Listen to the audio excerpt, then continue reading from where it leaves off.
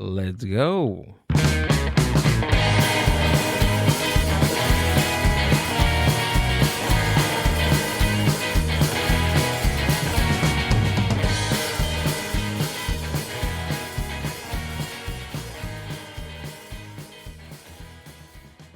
What is up, Mind Buzz Universe? Welcome back to another podcast episode of The Mind Buzz. I am Gil, your host, and working the board tonight. We're back. She's back. I'm back. We're back with the podcast. It's been a couple of weeks, but we're here. We're back. We're not live, but we're alive.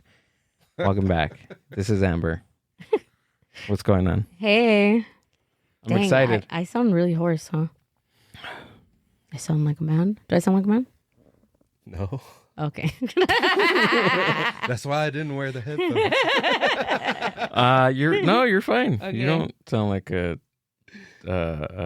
even if you did sound like a man, you sound like a beautiful man. Oh, thank you. A very chocolate man.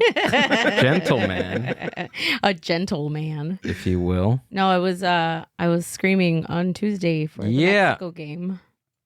So Let's go. That was fun. I'm kind of scared, though. I'm kind of scared those Europeans do know how to kick a soccer ball. Yeah, but That's it. Mexicans That's all I do got to too. say. Hey, we haven't lost a game. Knock on wood. Knock on wood. Knock on your head. And no goals have been put through us. So maybe, I don't know. I don't know. I don't know soccer lingo. I just know soccer when it comes around every 4 years. That's it. The soccer fanatic, Amber, ladies and gentlemen. No. We're back. It feels like it's been a couple of weeks, but we're back on the podcast with everybody. There's so much has gone and going on in this beautiful world and the world of us. But we will talk about it throughout the podcast. Yeah. All right. Nothing, nothing life changing. Don't be scared. Yeah, nothing. It sounded like. Did it really? I don't know. That's how I felt. We're getting a divorce. I'm shaving my head. No, I'm just kidding. To shaving my head. I'm just kidding. I feel like somebody recently just shaved their head. No? I don't know. When summer comes, I feel like shaving my head sometimes. Yeah, me too. I want to see what the shape of my head looks like. That's it? Yeah, that's it. And then I want it to grow back. Well, we could do that with AI. No, but it's not the same. No? I want to know if I could pull off a bald head. I think you can. If I can, you can. Well, you couldn't, so. No? No. You didn't think so? Oh, I was so mad when you showed up. Ladies and gentlemen, I was in the Joe Rogan period of my life. Listened to a lot of Rogan and wanted to shave my head. I wanted to see what I look like on the podcast. You literally showed up head. to my house, did not tell me that you shaved your beautiful hair off, and then he comes to pick me up for a date, and I opened the door, and I like slammed it back, and then he's like, "What?" And I was like, "Your head looks like a penis," and I was mad the entire day. But It's a beautiful penis. Ladies and gentlemen. I'm excited to talk to these two new guests of the podcast. yeah, They themselves run a podcast called Listen. No One Gets Hurt. You guys just told me I'm on drugs. What's your excuse? No One Gets Hurt podcast. Okay. JJ Jorgensen and Tonio, ladies and gentlemen. Yeah.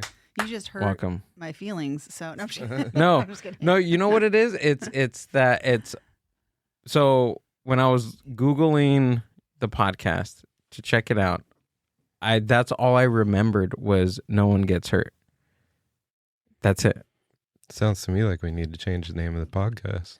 Well, I think it was originally No One Gets Hurt. And then I think we kind of had talked about like the reason it's No One Gets Hurt is because when someone's robbing a bank, it'd be like, listen up, and no one gets hurt. Okay. So that's where it's from. Okay. Yeah. All right.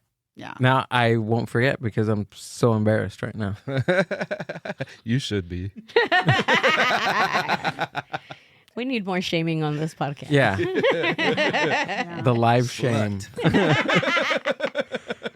But you guys had me on the show, and I love the concept when you first first told me about the podcast, I absolutely loved the concept. It was so of it. cool. Thank you. It was Thank Yeah. a great episode too. Thank you. Yeah, we really enjoyed having you. No, I enjoyed being there, dude. It was really fun.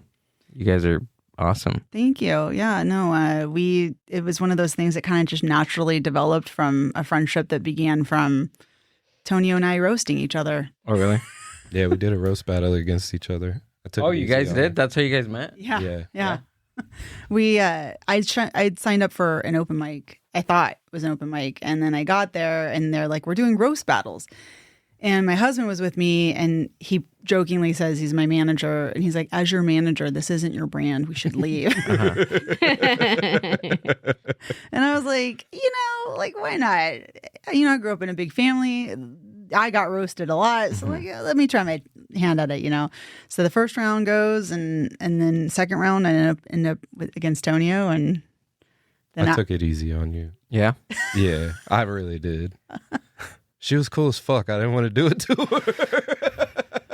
Yeah. Roasts they're hard.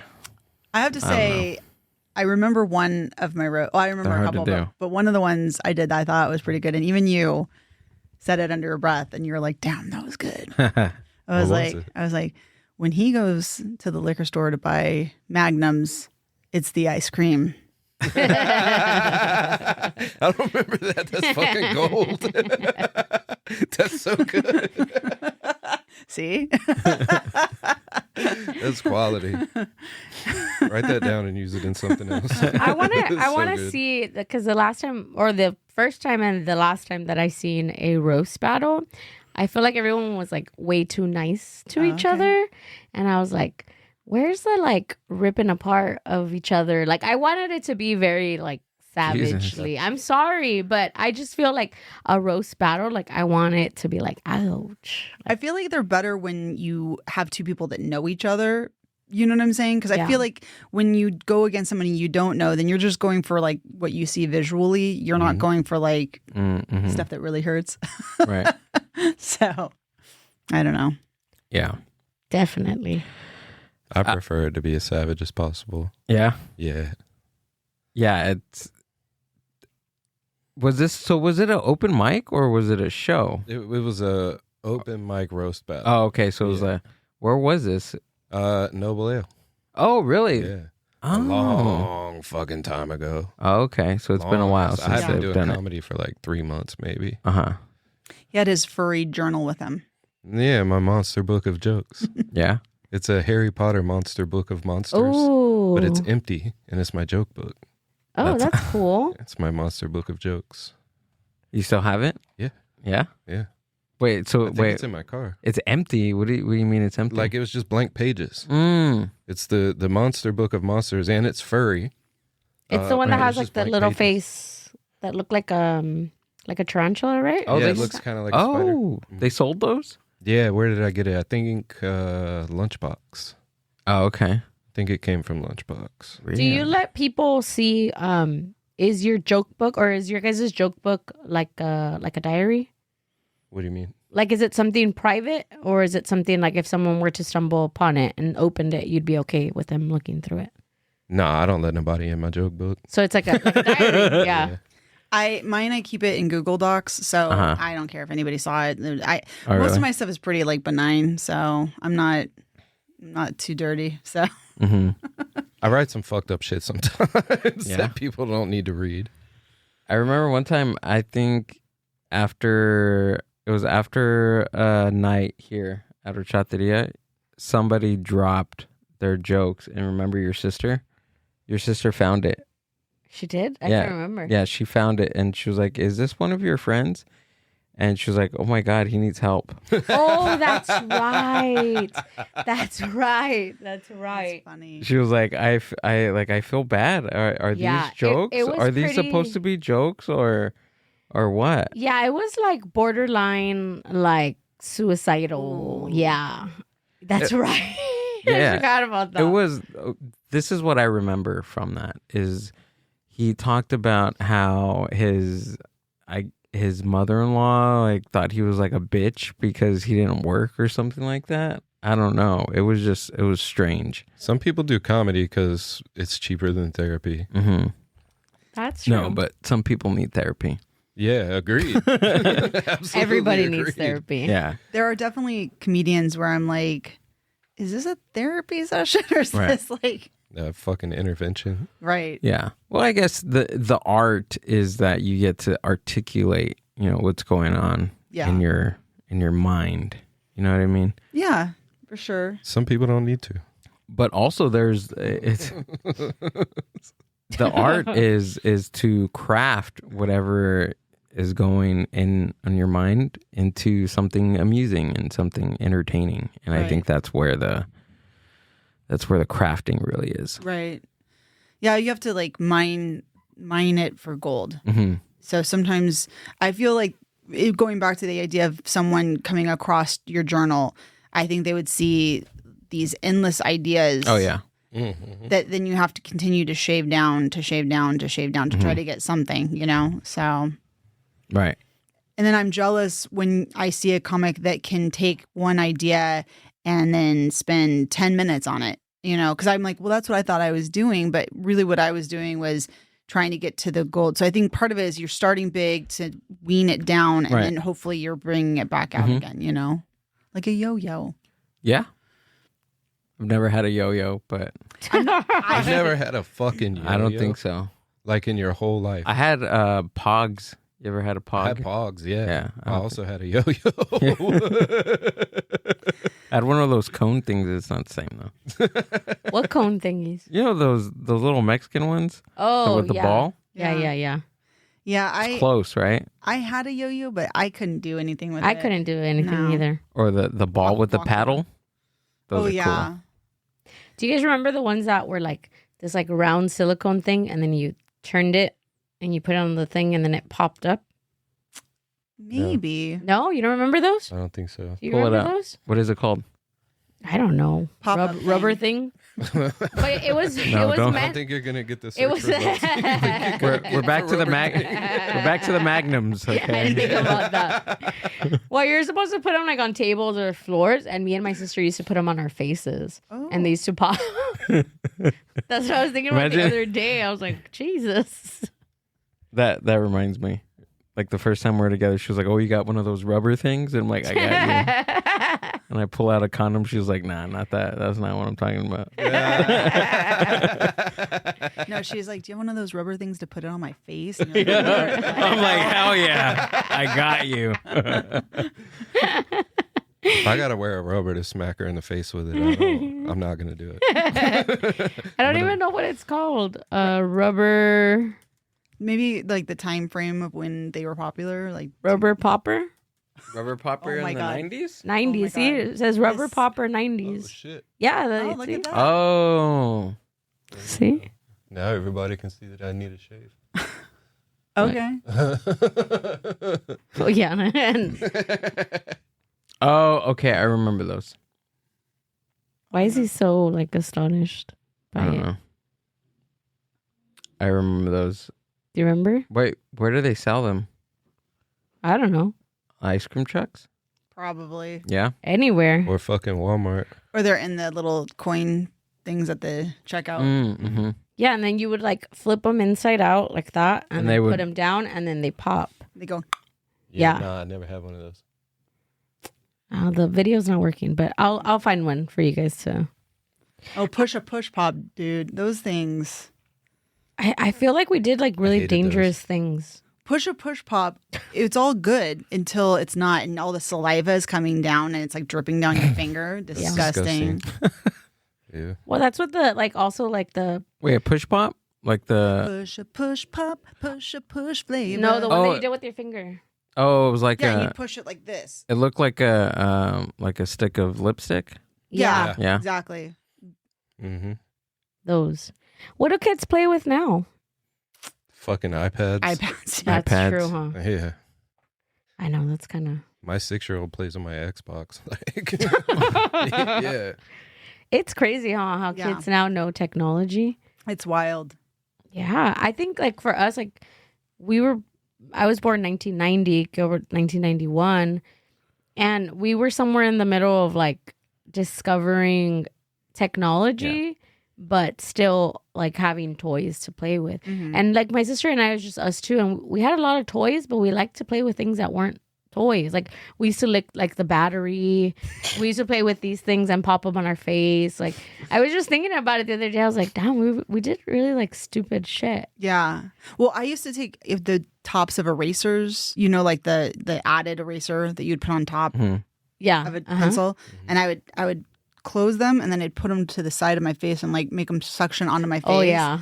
And I remember I did that like because I thought it'd be kind of funny, and it was like first communion was that weekend, and when I got into the car, my mom saw the little like indentions. Oh, because it did like a hickey, like a. Well, it was like a circle indention. Oh, It was like it'd be like a hickey if like it was a like little, red little mouse or something with a hickey on my face. So like, my mom was like, "The hell are you doing?" Like, she's like, "You have first communion, like these pictures." Like, like, she's like, yeah. So what happened? Were they prominent in the pictures? Or No, they went away. They went away. It's like but Well, her mom was so nervous because it was like the first ever communion.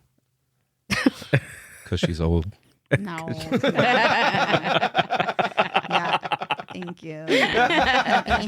All night, folks. Or like flipping the eyelids. Did you guys flip your eyelids? Yeah. But then I also pulled out all my eyelashes. Oh that my same God. week. So my mom was Welcome like, back to therapy. my mom was like, "What are you doing to yourself?" Maybe we should have had iPads. Yeah. Yeah. No shit. I'm saying that iPads are a really good idea. You went to like the emergency room a bunch of times, huh? You were always getting hurt. Yeah. I was always getting hurt. I think there was like a period of like a stretch of 2 to 3 years where I was constantly getting stitches or being like sent to the hospital for just something.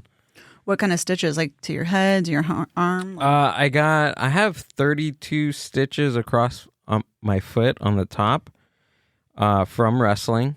Me and my brother-in-law, we were wrestling in our garage / where we slept and hung out. So like doing exactly what WWF told you not to do. Exactly. Yeah, we didn't listen. So he had me on his shoulders, like my stomach was on like his shoulders. Are you familiar with John Cena? Of course. Yes. Okay, so he gave me an FU, right? Oh hell yeah. My foot hit the railing on the garage and right on the edge. And okay, so I landed on the mattress and I was like, my foot, right? I didn't know if there was a cut or anything, and I just had my hands on my foot, and I opened my hands and there was just blood everywhere. It was gushing, and I had like a piece of like skin just Holy shit. filleted. I got filleted. I think I was like 12. And you're like, if I just put this like this, 13. it's gonna be fine. Yeah.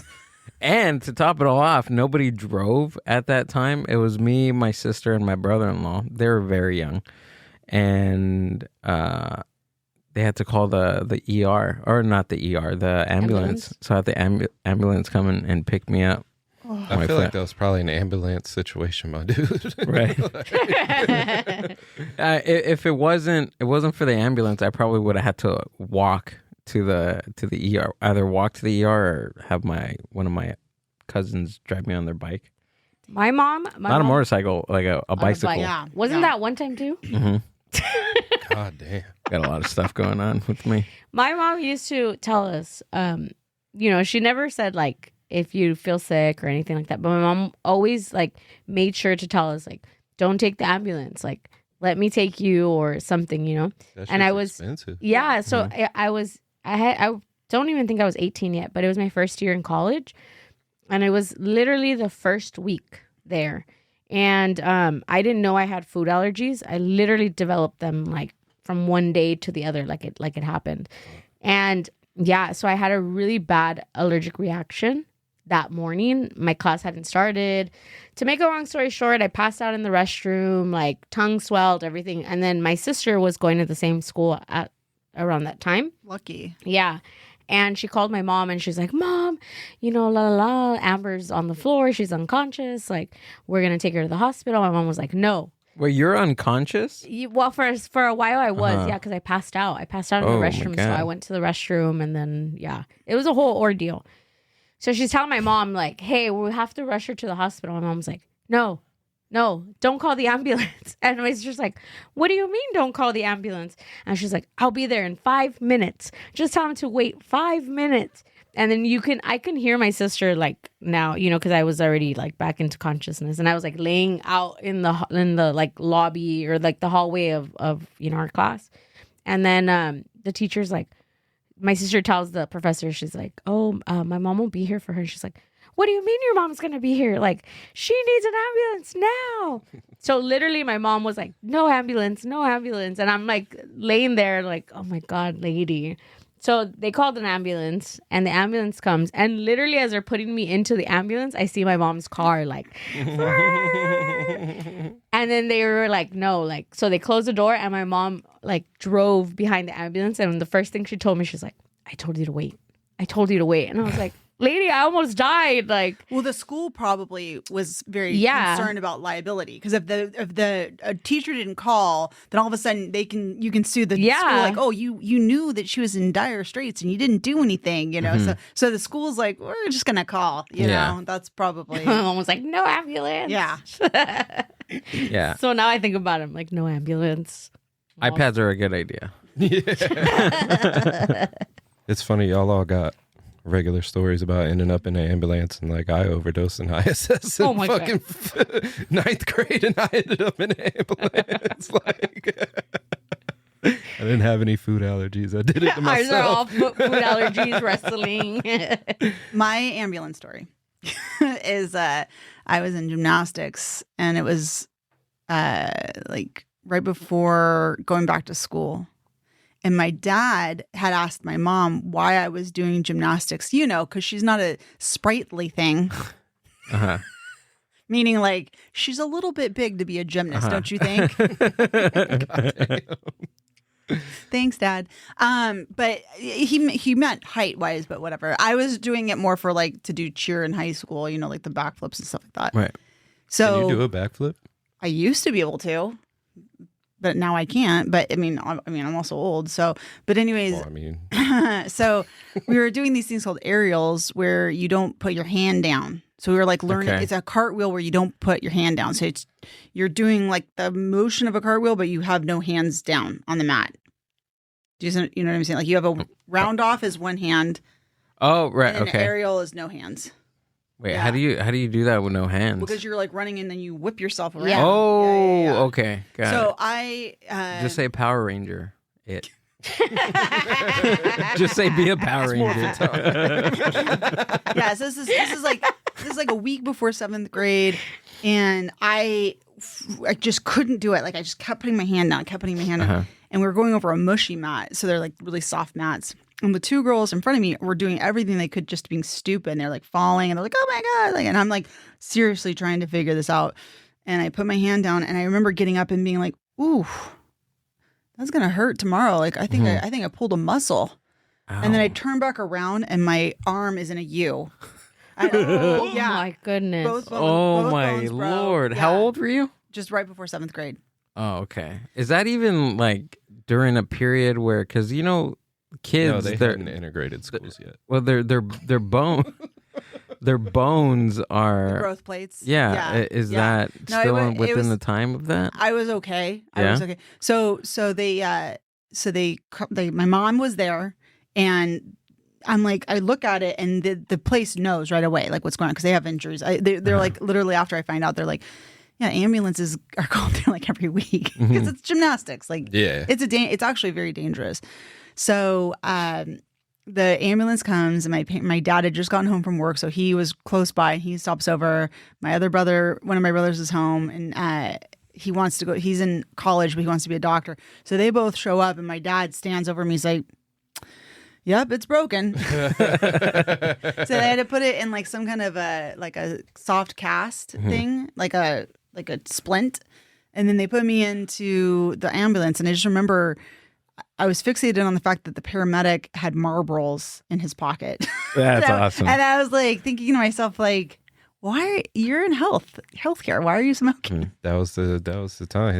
Yeah. And he probably grew up in the time where like they were still telling you it was okay to smoke cigarettes. Yeah, it was healthy. Yeah. back Yeah, then. he was probably, my guess would be like in his late 20s to early 30s. So it would have he might have been in that cusp, maybe. Right yeah. on the edge Yeah, of it. yeah, maybe. Didn't like pregnant women drink and smoke? Like yeah, in the so 50s? that's no. Oh, my mom smoked with me and my brothers. Yeah, Oh, no, shoot. yeah, my mom. That's Yeah. cool. So my mom, like, I know. I'm So, just kidding. so my mom smoked with both my brothers. She smoked with me. That's cool. The only difference is that she had taken birth control with me. So I feel like that my brothers are like mathematical science geniuses. I did not get that, and so I'm like, I feel like that birth control just like robbed me of that opportunity. You know what I mean? It was a secondhand smoke that. Yeah. Yeah. You should write that down. I have that as a joke, and every time I do it, it's like I do a little different, and it's just You'll I get need it. to figure it out. Keep working it Yeah. out. Deliver it exactly like that. Okay. Keep working it out. Yeah, for sure. So, so I brought up the concept of the podcast, but I don't think I explained it. yeah. So can you guys explain the concept of the podcast and a little background between the both of you guys? Yeah, sure. Go So, for it. so in the fact that we're roast battling each other, and then I have I feel bad, and so I find him on Instagram. I'm like, hey, just want to make sure you know. I'm sure you know, but like everything I said, like I wasn't trying to be mean or anything. And he's like, no, I get it. Like me too. And then so we kind of just developed a little bit of a light friendship. I'd say just like back and forth, like liking each other's posts, whatever. And then it slowly develops, I think, because I see him do his stand up. He sees me doing my stand up. And then I find out that Tonio has a bit of a history. That would, to say it lightly, yeah. And then it turns out I'm an attorney, but I don't practice criminal law, but I actually am very fascinated by criminal law, all aspects of it. And so I'm a criminal. So we were like, wouldn't that be kind of funny?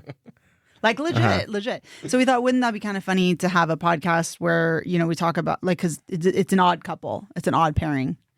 And then, but I thought I don't want to just have like a run of the mill situation. Like I think we should use the strengths of the fact that we're who we are. And he was like, I agree. And then he, you know, we went back and forth on a couple different things. And then finally we agreed, like, there's so many podcasts that talk about murders, which no disrespect, I'm all in on those. I love them. Yeah. But I just feel like that's a little oversaturated a little bit. And so I was like, what if we do one where no one gets hurt? That would be like a different angle, you know? So we've been focusing on mostly, it seems like it's financial crimes. it has been mostly financial crime. Oh, okay. Yeah. And then like the history of financial crimes. So like Charles Ponzi or Soapy Smith, the people that like the four founders, the founding fathers, if you will, of We even have gone back all the way to the first recorded instance of insurance fraud Whoa. in 300 AD. 300 AD. I 300 was thinking AD. maybe like 18 something, but 300 AD. 300 AD. That is wild. Well, Yeah. Tonio liked it because it happened that the fraud, if you will, happened to be called a bottomery. and Tonio, you know, he has a That's good. he I has love a good bottom.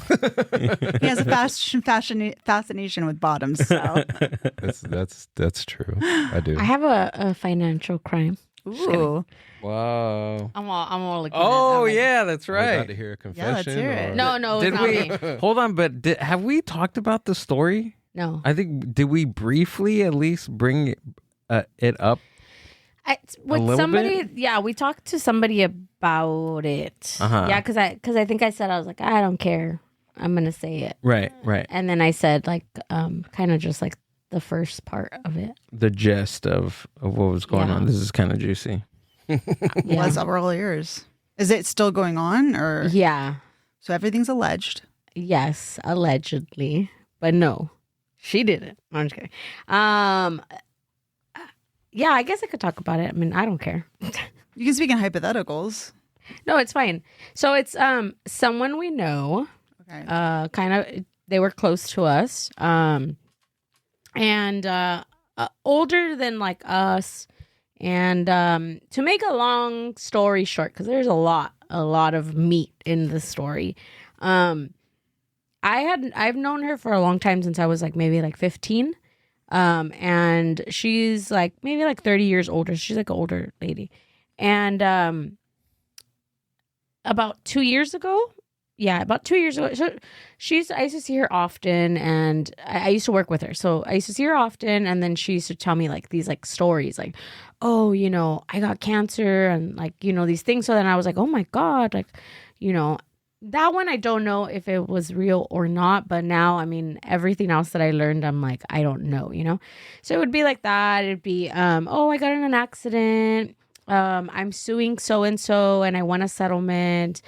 Oh, somebody committed Social Security fraud, so I won a big settlement. Things like that, right? So it was always her saying about winning settlements, and then at one point I was just like, coming into money randomly. yeah, like coming into money randomly or things like that. And then one day I told her, I was like, man, I was like, not to say anything, but geez, like you have some bad luck. Like, you're always like, something's always happening. And she's Sounds like, like good luck to me. Well, I meant like because she was either always getting injured or like something like, I mean, to me, the whole like Social Security fraud thing was like a big thing because at that time she claimed that when she was going through cancer, she couldn't get claim Social Security because someone else her had a claim. identity had, and then she had told us that they had killed her off.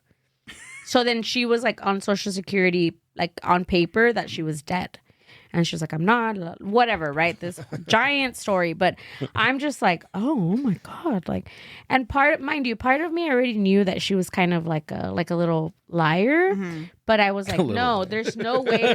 Like, she's a lying bitch. Yeah, like there's no way. Allegedly. Yeah, allegedly. There's no way that someone would fabricate this much, right?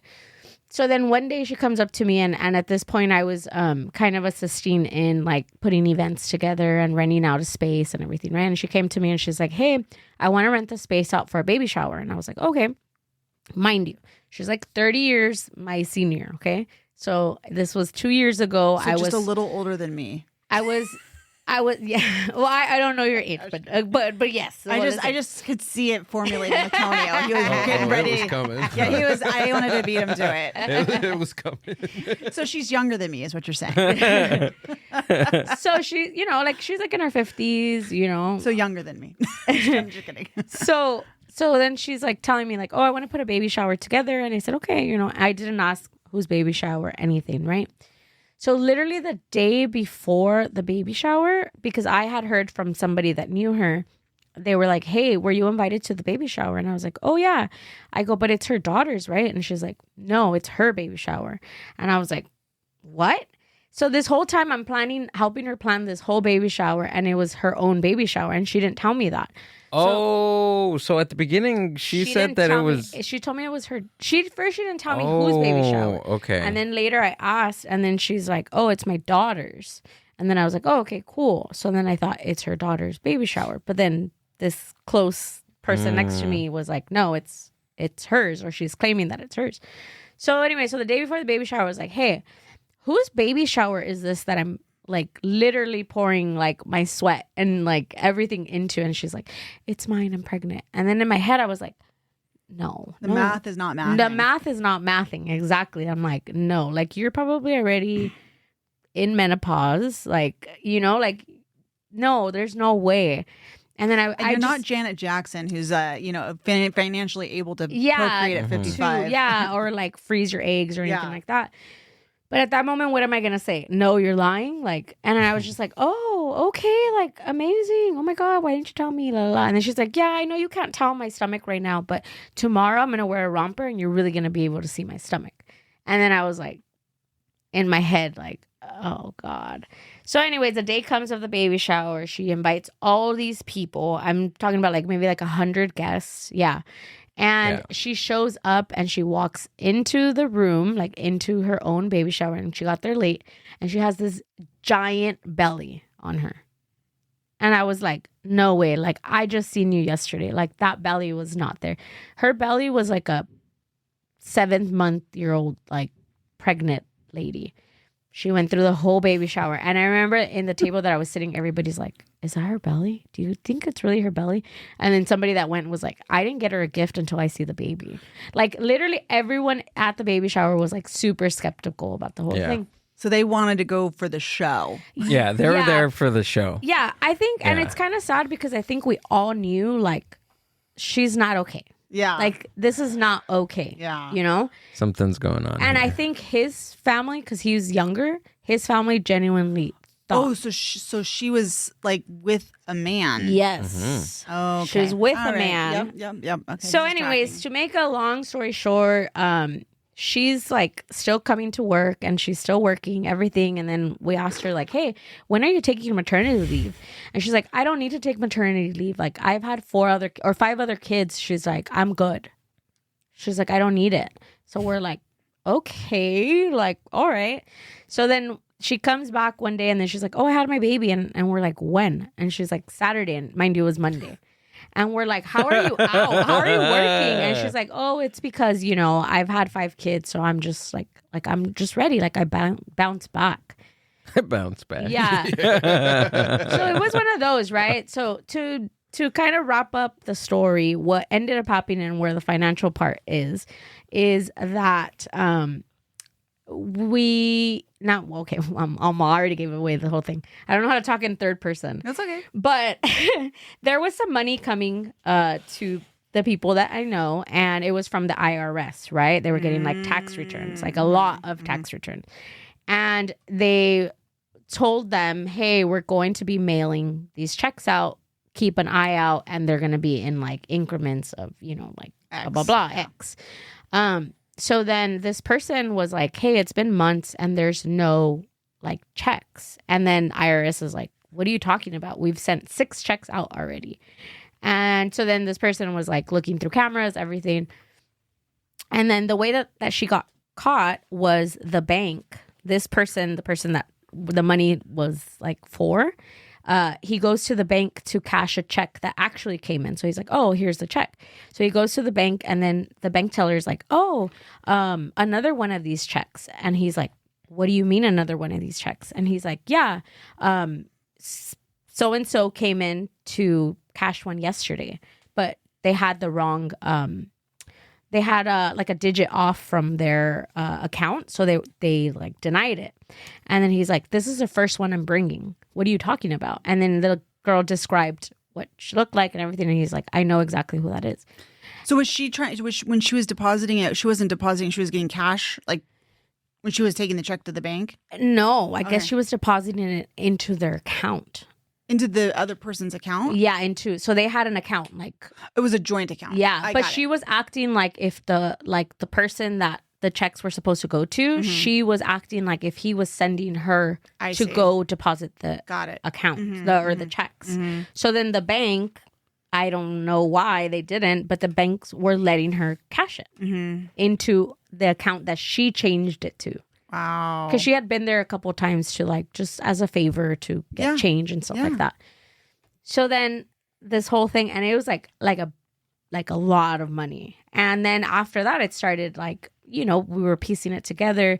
She did like 15 days in Japan, and she did like a first class trip. First class trip with her whole family. With her whole family. She took her whole family. The baby too? No. The baby Baby couldn't make it to Japan? The baby couldn't make it to Japan. Didn't have a passport? Yeah. No. Yeah. No one talked about the baby after that because it had been like months No after one that. brought it up at all. No. Little sushi? Little Yeah. sushi baby? Yeah. That's and then crazy. she went to the Grand Canyon and she paid for a helicopter ride. Not cheap. And then she started going to the casino. And what we found out was that she was going to the casino, taking this lump sum of money, betting it, and then checking out. So she was like pretty much like washing, you know, like having receipts. And then she's done because she incriminated herself because she randomly like no one asked her, and she sent a text to the person that the money was for. She's like, oh, look at what I won at the casino. And he's like, oh, good for you. Like, so she was doing all these things to like, you know, supposedly like, this is where the money's coming from. So yeah, so then they got her there, and then Has she been arrested? she has not been arrested. They do have like a trial coming up, or they did, and then they showed up this other person showed up, and then they were like, oh, it's got pushed back. So wait, but she's been criminally charged? Not yet. Okay. Well, no, she's if she's facing trial, she must be. So then, okay. So she is, okay. Unless it's a civil trial, unless he's suing her for like to be paid back. But it sounds like it's the state that's suing her. Yeah, so I think it's the IRS. Oh, so it's federal. Eesh. Yeah. Eesh. Yeah, At it's least bad. you did number 3. Yeah. Clean it. Yeah, but see, what we recommend. I'm like, yeah, tell me. Not that. No, we don't recommend that you commit any crimes. But no, it seems as though people, when they do these financial crimes, they end up spending it. They go above their means right away, and then they don't pay their taxes. And then if you don't pay your taxes, that's usually how you get caught, because they're like, wait.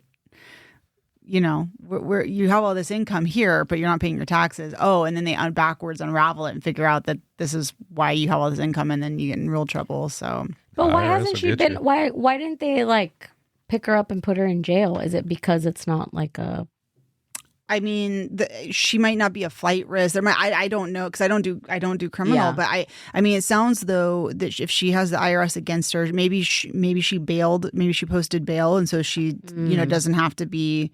And she's not. She doesn't have to wait in jail while she's going through trial, and possibly also she's not a flight risk. So because she has that new baby that she's nursing. Well, so a detective went to her house, and then Okay. I guess her boyfriend is like on the run right now. Wow. Yeah, so they haven't been able to find him, and This then is we juicy. realized, that he's also undocumented. I mean, he was raised here his entire life, like he went to school here and everything, and I didn't know that, and I was just like, damn, like Yeah. you just like screwed Your whole life. your yeah. whole life up for Yeah. what? Like, I mean, granted money, but I mean that money's gone already. Like Yeah. she literally has no money. Well, the good thing is, in some respects, is that this only seems to have been a financial crime. There's a documentary on Netflix right now called Motherly Instinct. Oh, yeah, it's- watch that. I seen that. I seen And that. that actually happens like a lot. I don't like a lot. Wait, but what is it happened. called? Motherly instinct. Motherly instinct. So Yeah. it's the one that I told you that's like her. I told you, I was like, it's her story. Yeah. Oh, Minus the yeah. last part. Okay, Yeah. right. Yeah, she killed her friend I think she went over to the friend's house to like cut the baby out of the belly, and then the friend ends up dying, and then the baby ends up dying too. Oh, okay. So that's where I was walking by, and the cop pulls her over, and she has like She has the baby Yeah. the like that. fetus in her And she's hand. like, I just gave birth. I just yeah. gave birth. Oh my god. And then there was also another situation, which not escalating into murder, but I think it was like, I don't watch The Bachelor, but I think one of the contestants on Bachelor somehow was like a realtor in Arizona, and then one of the girls that was his like client, I guess you're not supposed to like have sexual relations when you're the realtor and your client, like it's an ethical thing. Tell that but- to Pornhub. Yeah. I see that. That seems like a plot on a lot of movies. Well, tell that to just realtors on Instagram. I don't know if you've Yeah. noticed, but they're basically wearing like nipple covers and G-strings. They're like, let me show you this water feature in this house. Sex sells. Nice. Like, did you know that there's stairs? Come with me. And you're like, whoa, Yeah. like that's a lot. Okay. Yeah, but then as a lady, do you want your husband, if you're a married couple, maybe if you're a single dude, that's who you want to, have you as your agent. But anyways, so I think that my understanding is that they had oral sex, like she, performed on him, and then claimed that she was pregnant. And he was like, there's no way, because we only Yeah. unless you have your fallopian tubes in your mouth, like how's this out? And then she Yeah. she produced an ultrasound, and then, but this is not the first time that she has done this. I guess like she allegedly has like done this to multiple people, and then people freak out, and then they, you're basically it's extortion or blackmail, whatever you want to say. And yeah, so what I'm saying is like this kind of scenario that you brought up, people, for whatever reason, whether it's to keep the boyfriend or to get That's what I sympathy think. or Yeah.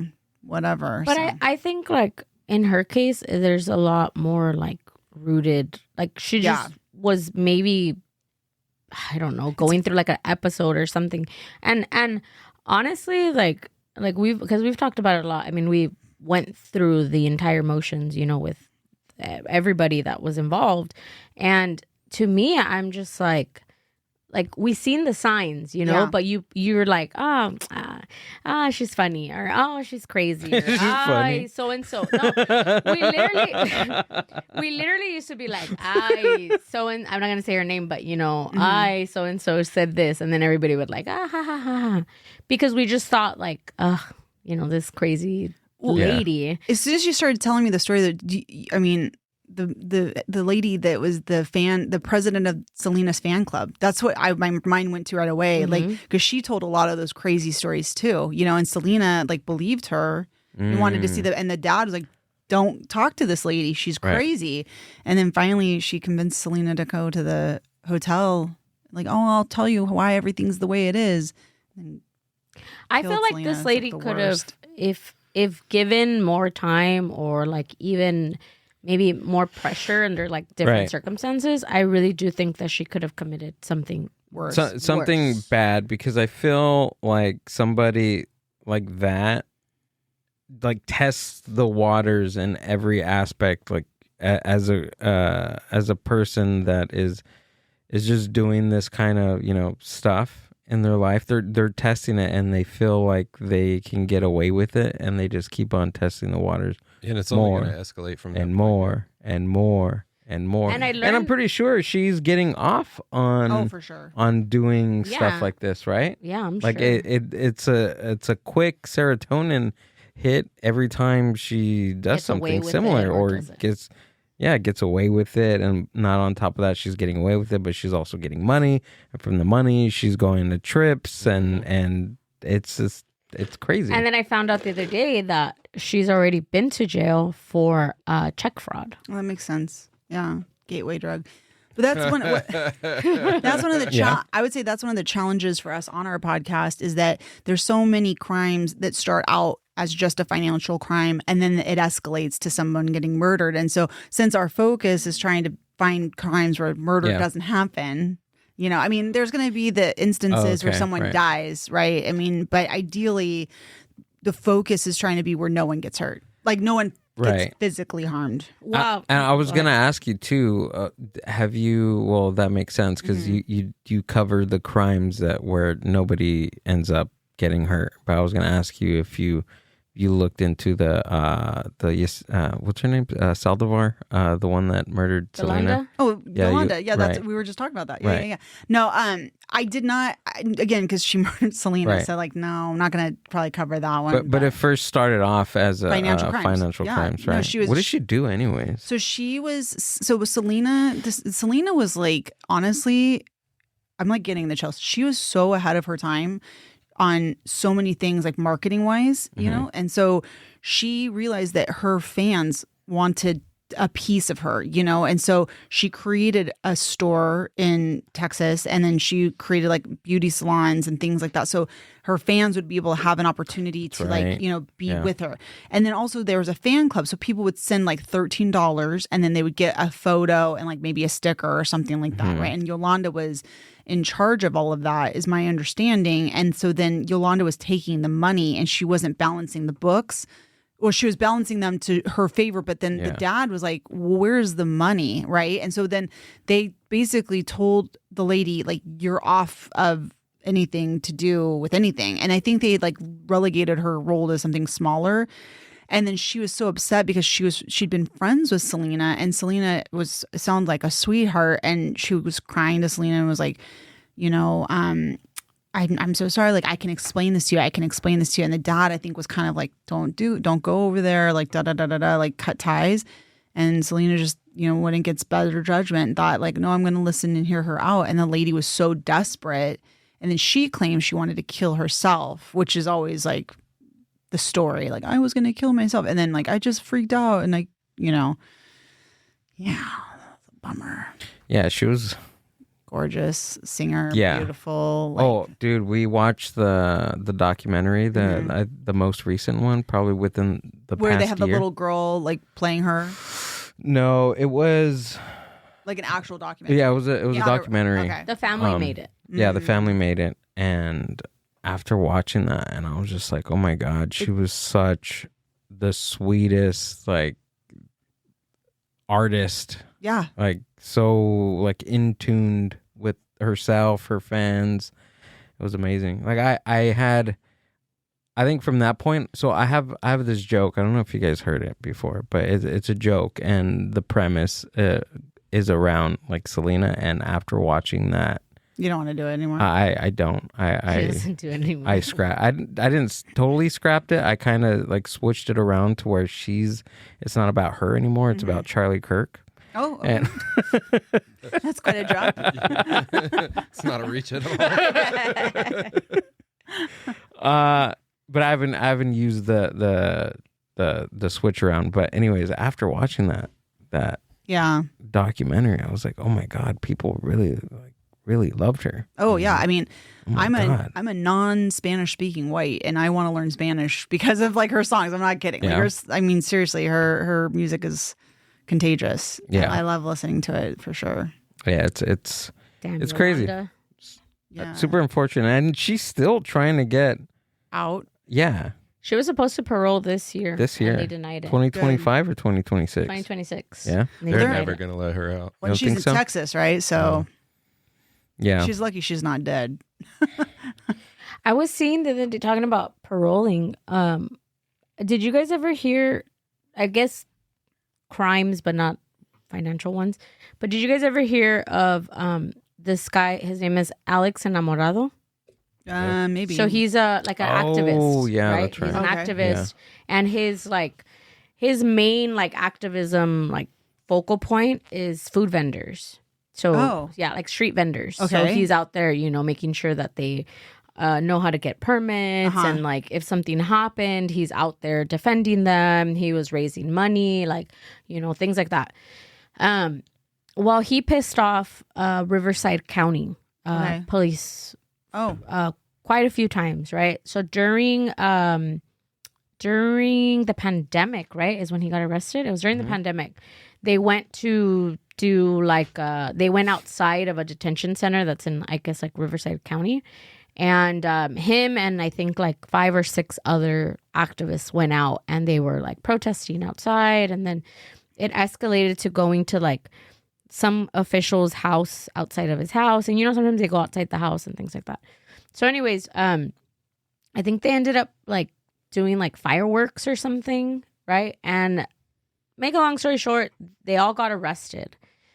Well, they gave him I think I want to say like 75 years to life.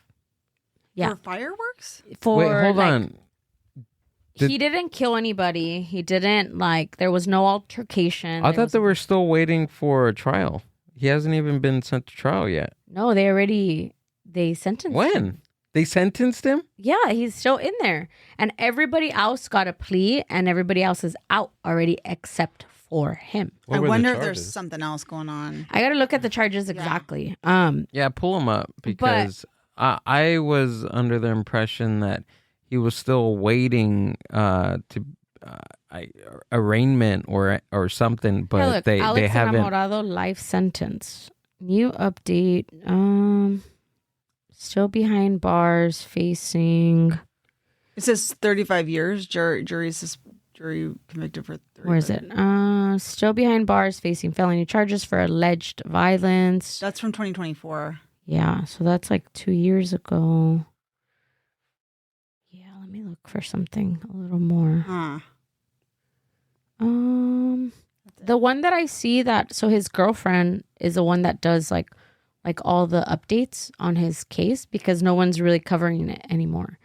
So they at the beginning everybody was covering Yeah, this it was and a huge thing. yeah, and then they kind of like it started like fading. So now nobody, like, even he's had 2 lawyers already like kind of just let go of his like trial, and they're just like kind of done. Well, what's with it. interesting is a lot of it has to do with what state you committed the crime in, what county you committed the crime in, who your judge is, who the prosecutor is. I mean, that all plays into it. You know what I mean? Because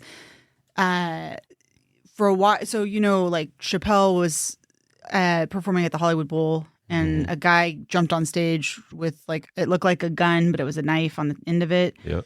And Chappelle was so mad about it that the next year he performed at the Honda Center in Anaheim. And he made a whole big thing about, I won't perform in LA until basically, he didn't say the name, but Gascon was out. Because he's like, he doesn't prosecute. He's like, that guy thought that the crime of having the knife facing me was only worth $5,000 for bail. And he was like, I can't agree with that. Like, the guy tried to kill me with a knife and he was only $5,000. But like, if that same crime happens in Orange County, or if that same crime happens in San Francisco, like, it could be a different set of circumstances, right? Because it just depends on what the DA wants to do. That is so wild to me. It's so wild to me because the same like event, the same thing that's happening in reality, we're all witnessing the same thing, and it can be completely different based on where you're at, based on who's like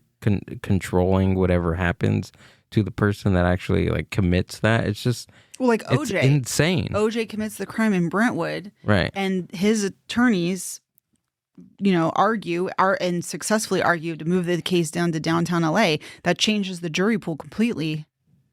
So you have different jurors in different, you know what I mean? So like all those kinds of things. It's a very calculated. It's interesting, there's so many things going on that it's hard.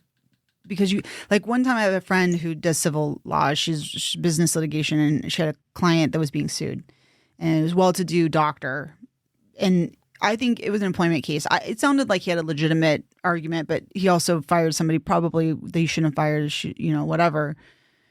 I don't know all the details of the case, but he was definitely like, no, I'm going to fight this. I'm going to fight this. I'm going to fight this. And then he saw his jurors walk in, and he was like, oh no, they're going to think I'm a rich doctor. Like I'm okay to do doctor, but I'm not like wealthy, but they're going to hear doctor. They're going to think they're definitely going to find against me. So he's like, all right, let's settle. But for like a year and a half, he'd be like, I'm not settling. So that's what I'm saying. Like, it's a bit like once the reality hits of like, you're going to go to trial, and you like all of a sudden you get that taste from the judge that the judge is not buying what you're putting down. All of a sudden you start to change your opinions. You're like, okay, maybe we'll settle, or maybe we'll plead down, or maybe we'll, whatever. That's how I ended up taking a plea. Mm-hmm. Yeah. Mm-hmm.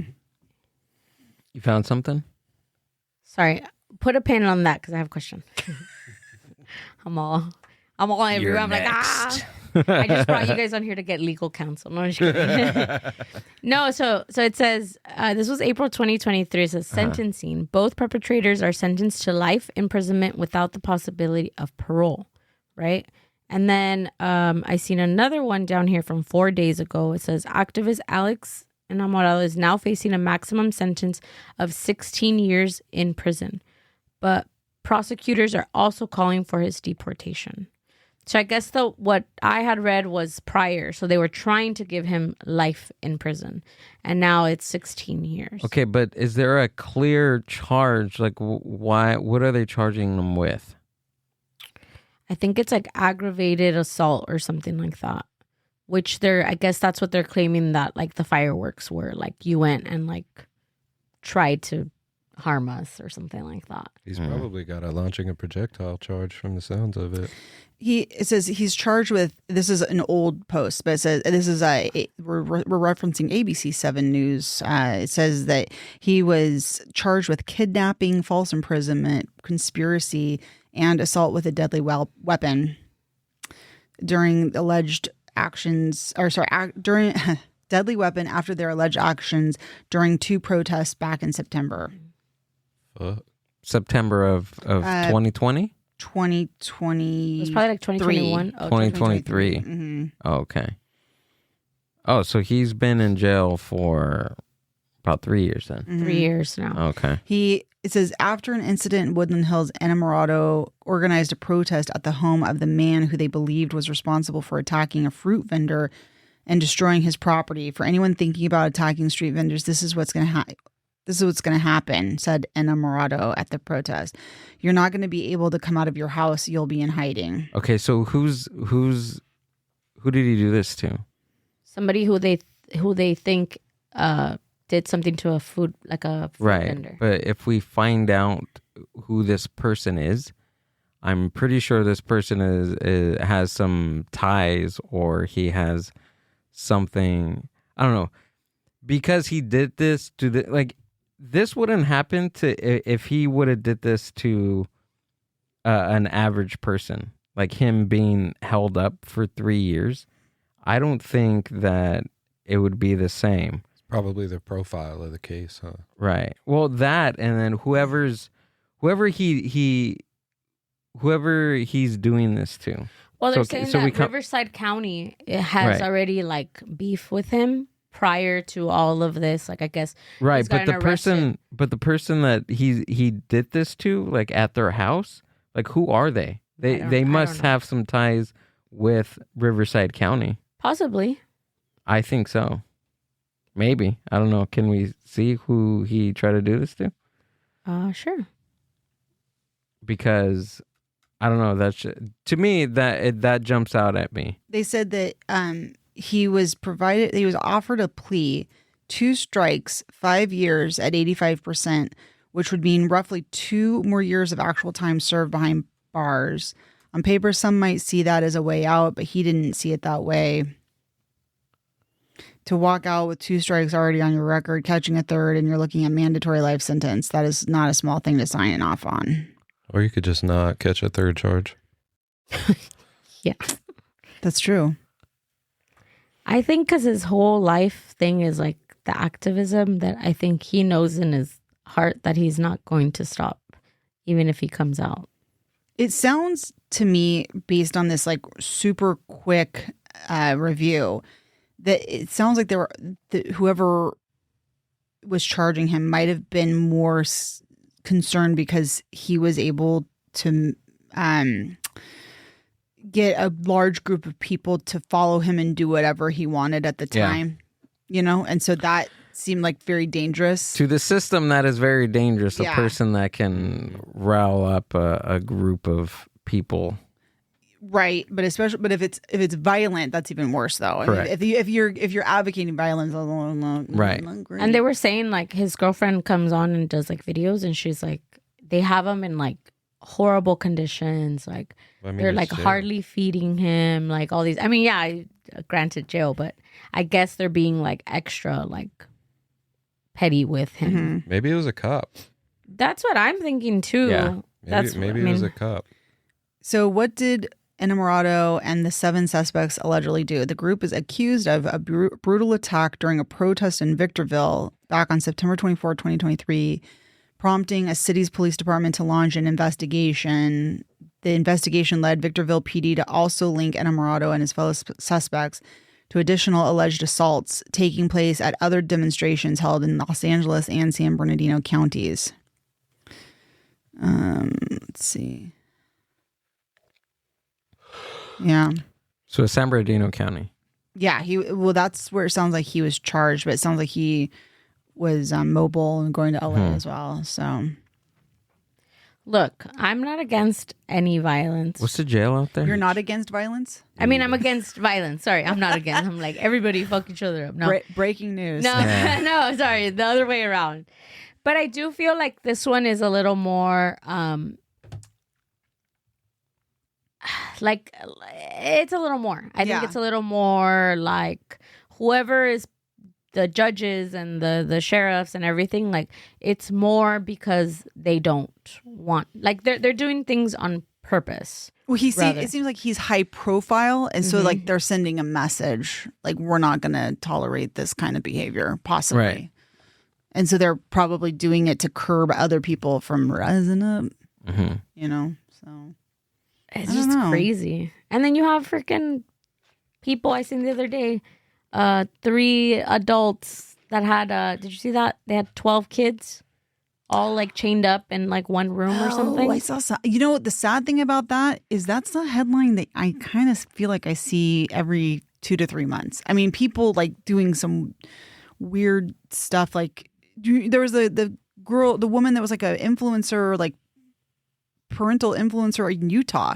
She was chaining her kids up, and she was saw like, that. "Yeah, I mean, so it's like I didn't see that. yeah, it was like a whole documentary. Like it's and she's in jail, but it's like and she'd be like, "Oh yeah, like sometimes you have to teach them a lesson," and like, I mean, granted, when I was growing up, Bro, I don't chain my dogs up. I can't imagine doing Yeah. it to my kids. no one would chain me up. But I'm just saying, like Like they're, my mom, popped me a couple times if she didn't like what I was doing or saying. So, but I'm just saying so every generation kind of changes. But right, never training, that's terrible. But I'm saying I feel like I see those stories like every quarter, and it's awful. People doing stupid stuff to kids. It's awful.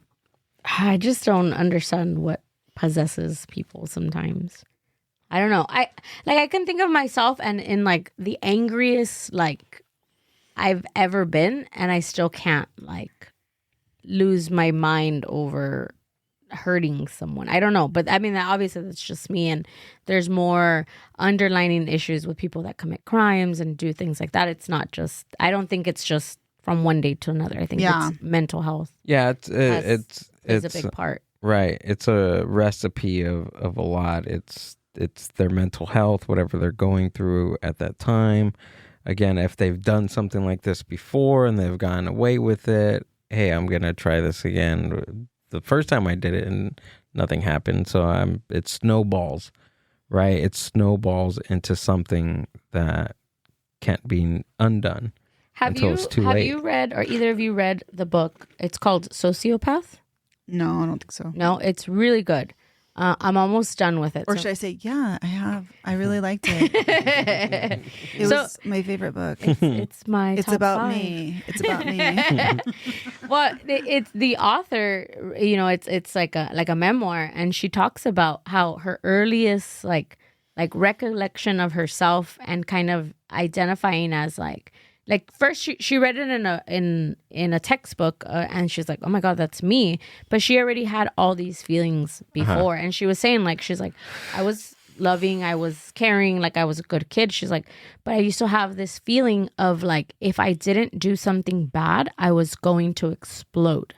And she says, she's like, internally, it was and again, like Gil had said earlier, she would test the water. So she started with little things like sneaking out, stealing her mom's earrings, hiding little things. And then it started escalating to stabbing a girl at school with a pencil. And That's a big escalation. Yeah. And then terrorizing pretty much the kids at her school and things like that. And she's like, but it would only happen when I had this urge and I had to do it. She's like, I used to hear pounding in my head. She's like, so the only relief that I would get was to do something bad. See, I think that's what's so terrifying of being a parent. None of us are parents. Tonio is a parent. I think is that something when your kids are doing something it's got to be so if they're doing something wrong. Are you how do you internalize that? You're like, oh, this is just they're just messing up, or this is a pattern. How do you? Or is my kid a sociopath? Psychopath, maybe. Psycho. I don't know. I just kind of. My teenage years were so fucking crazy that nothing that my kids do is kind of thing. Yeah. They're really fucking good kids. They do little dumb shit, you know what I mean? A lot of kids do, but never anything where I've been that's concerning. Yeah. Yeah. So I don't know. I can't imagine having a little crazy ass kid. Yeah. They're pretty cool. But I think kids in that situation, it's partially parenting, and then they just need somebody to be nice to them. A lot of the times it's kids that have been picked on or treated poorly for the majority of their lives, and that's how they end up doing these bad things because it makes them feel good now. All kids need is, as a parent, you should be the person you needed when you were a kid. So you think it's nature over nurture type of thing? You think it's the environment that they grow up in, or how because I mean, it's known, right, that serial killers carry a distinct gene. Have you heard of that? Well, it's interesting because it's one of my brothers is a doctor. I thought you were going to say serial killer. Actually, my brother. I mean, My brother's Dexter. and there's this term, we might need to look it up. It's called Kluver-Bucy. It starts with a K, I believe. And it's some kind of gland issue, I guess, I think in the brain that causes overstimulation for sexual and for violence. And my brother's theory is that not like a scientific studied theory, but he's thought before that, like, yeah, see, exactly, that it has something to do with, he's like, I wouldn't be surprised if serial killers that have a propensity for violent sex, that they have Kluver-Bucy. Yeah, that makes sense. Mm-hmm. That makes a lot of sense. Did they name it after Gary Busey? Well, you want to know the weirdest reason why I even remember that it's Kluver-Bucy? So my brother, when he would play Halo, that was his username.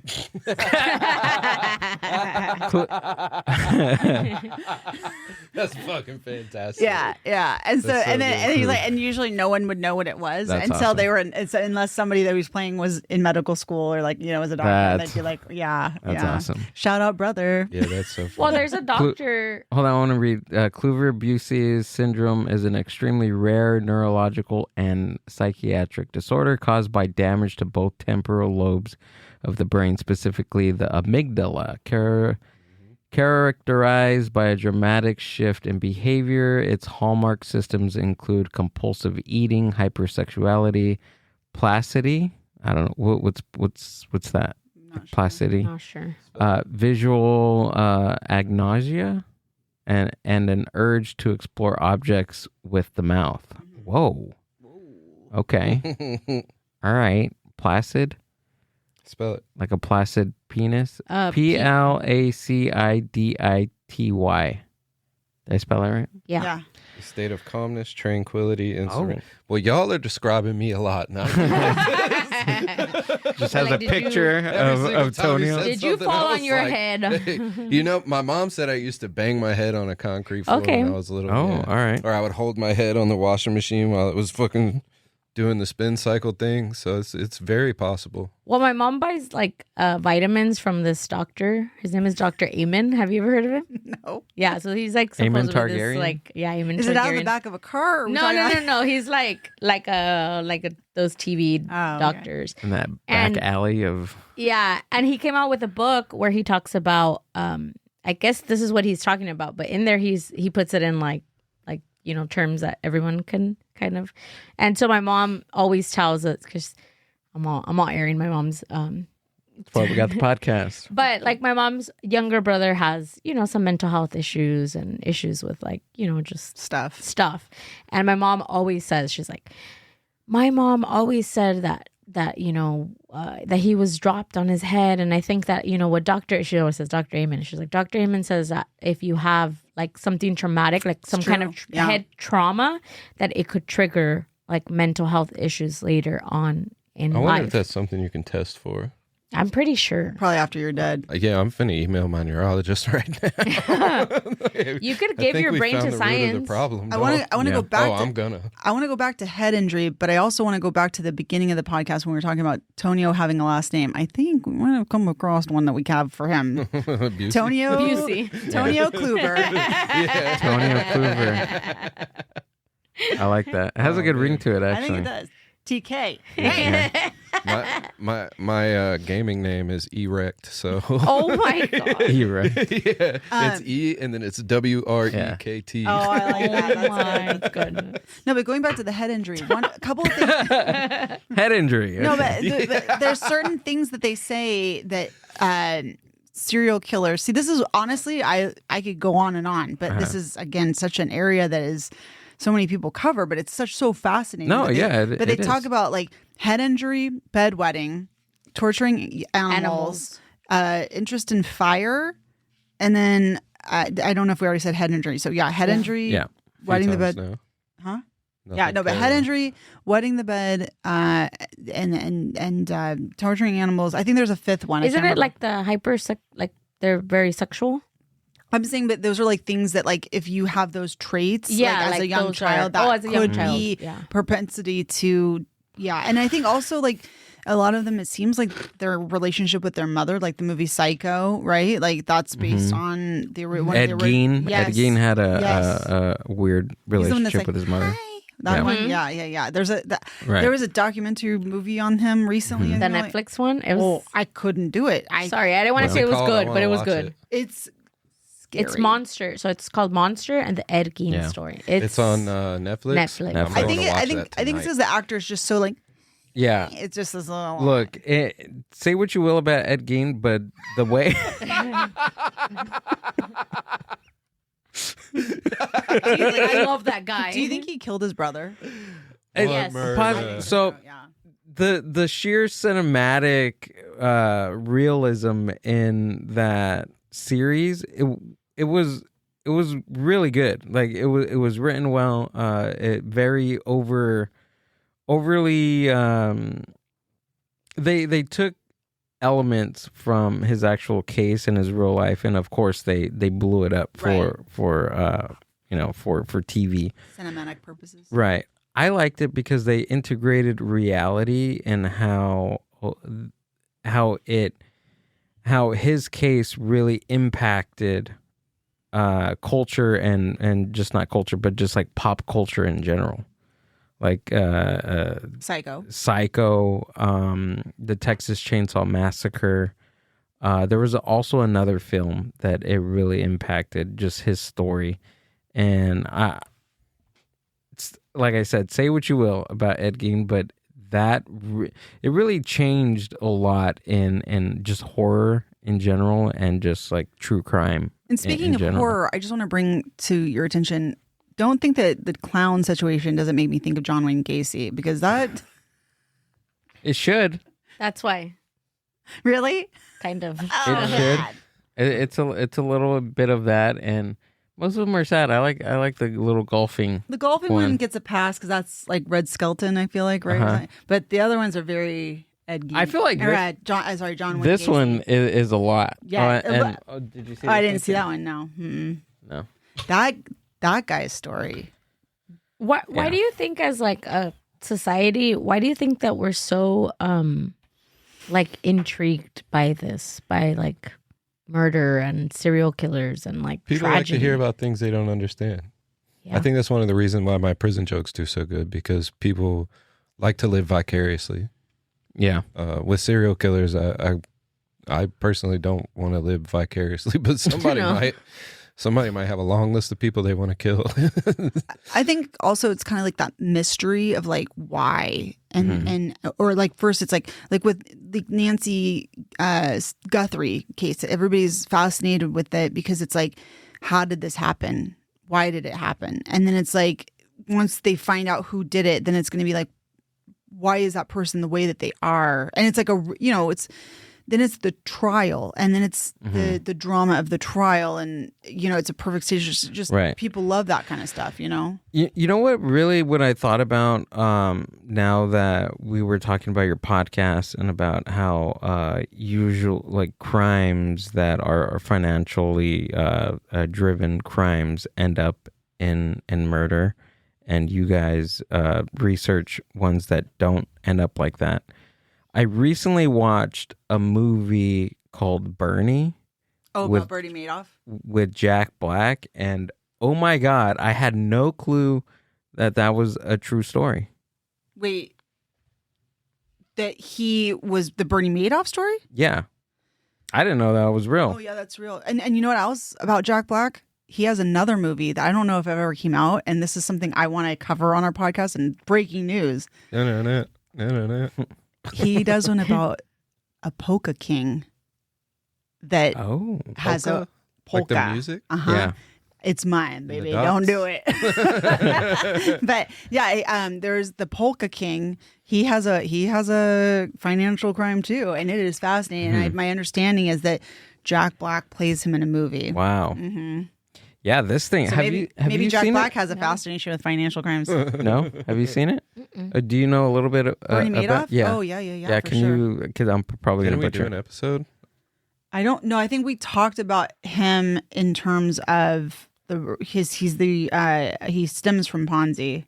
That's right. Yeah, Sorry, yeah. sorry, No, But it's we okay. haven't done a whole episode on it. I don't yet. believe so. No, but he is he does the Ponzi scheme, the standard Ponzi scheme, where he is getting financial, investments from people and then giving them falsified sheets showing them that they're making all this money, but he's robbing Peter to pay Paul. And this is the big move I think that a lot of our cases have. Basically, the person is like, you know what? I've got this investment. It's doing really well. I don't. So it went that deep. Oh yeah. I feel like, okay, so maybe I need to look into it more because I just took the movie at a face value. Mm-hmm. When there's money involved, bro, it gets crazy. But he does. This is where they're successful, in my opinion. It's like, I've got all these. You're my friend. I've got all these invest. I don't want you to invest because he played me. He played me. Yeah. He's like. You know, I don't. It's not for everybody. It's not for everybody. And then you start hitting me up because you're like, I want in. You're like, no. We're friends. Wait, hold on. Are we talking about the same thing? I'm Bernie Madoff. Bernie. He was a financial wealth advisor, basically. Okay, no, we're talking about something totally different. I'm talking about the funeral, the assistant funeral director. Oh, I don't know. No? Pull it up, Bernie, Jack Black. Educate me. Yeah, so he was a assistant funeral director that moved to a small town in Texas. Okay, no, I don't know this. And he ran a small funeral home for the city, and he ended up doing a funeral for this woman that her husband just recently passed away, and she was probably like probably one of the richest women in Texas. And is this based on a true story? Yeah, based on a true story. And he somehow she's a royal bitch, but they built some like a platonic relationship throughout many months, and he's taking care of her, and she basically uses him as her little bitch to do all these different things, and she's like super rich, right? And Bernie, at some point, he gets tired of it and takes a rifle and shoots her like 4 times in the back, and stuffs her body in her garage freezer. And he was a funeral director, you said, right? Right. So I assume he has access to caskets and a fucking crematorium. Yeah. Like, what was he thinking? Yeah, he for him, and during the trial, he even said, he was like, "Oh well, I'm a funeral director and I want to preserve the body." Blah blah blah. So he stuck her in the refrigerator, and I think for like 6 to 9 months, he goes about like because he handled like all her financial stuff. I kind of think maybe now that you're saying, I kind of vaguely remember it. Yeah. Maybe. Maybe there's like a video, a clip or something. It is great. When did you see this? I watched it when I was like on that movie. Oh, when I wasn't there? Like 5 movies per day thing. Sorry, what were you going to ask? What do you imagine is going through a person's mind after they stuff a body in a freezer for 9 months? Yeah. Like for a day or two, it's still bad, but like for 9 months, like what is going through your fucking head for that 9 months? And to him, like through, and like I said, this is all movie, right? It's based on movie. I don't know how much of it was used like for actual good details. Yeah, exactly. It's just a weird thing because they portrayed him as like such, and then they had these actual characters that really knew him, saying like he was just the nicest. So they painted him out to be a victim, pretty much. Right, because the woman was just like I said, she was like probably one of the worst. Yeah, really, really. So it was just like this weird case of yeah, she deserved it, but does he like? Does this? Yeah. Did she deserve that? And just like everybody justify the crime, kind of exactly. Thing. So everybody was kind of shocked that he was found guilty of this. They give him life. Yeah, Texas. Well, it's a good thing they didn't give him death. Shit. You're talking about a freezer. So here's a mystery murder. It got solved, but that always is burned on my brain. And it was like 1992.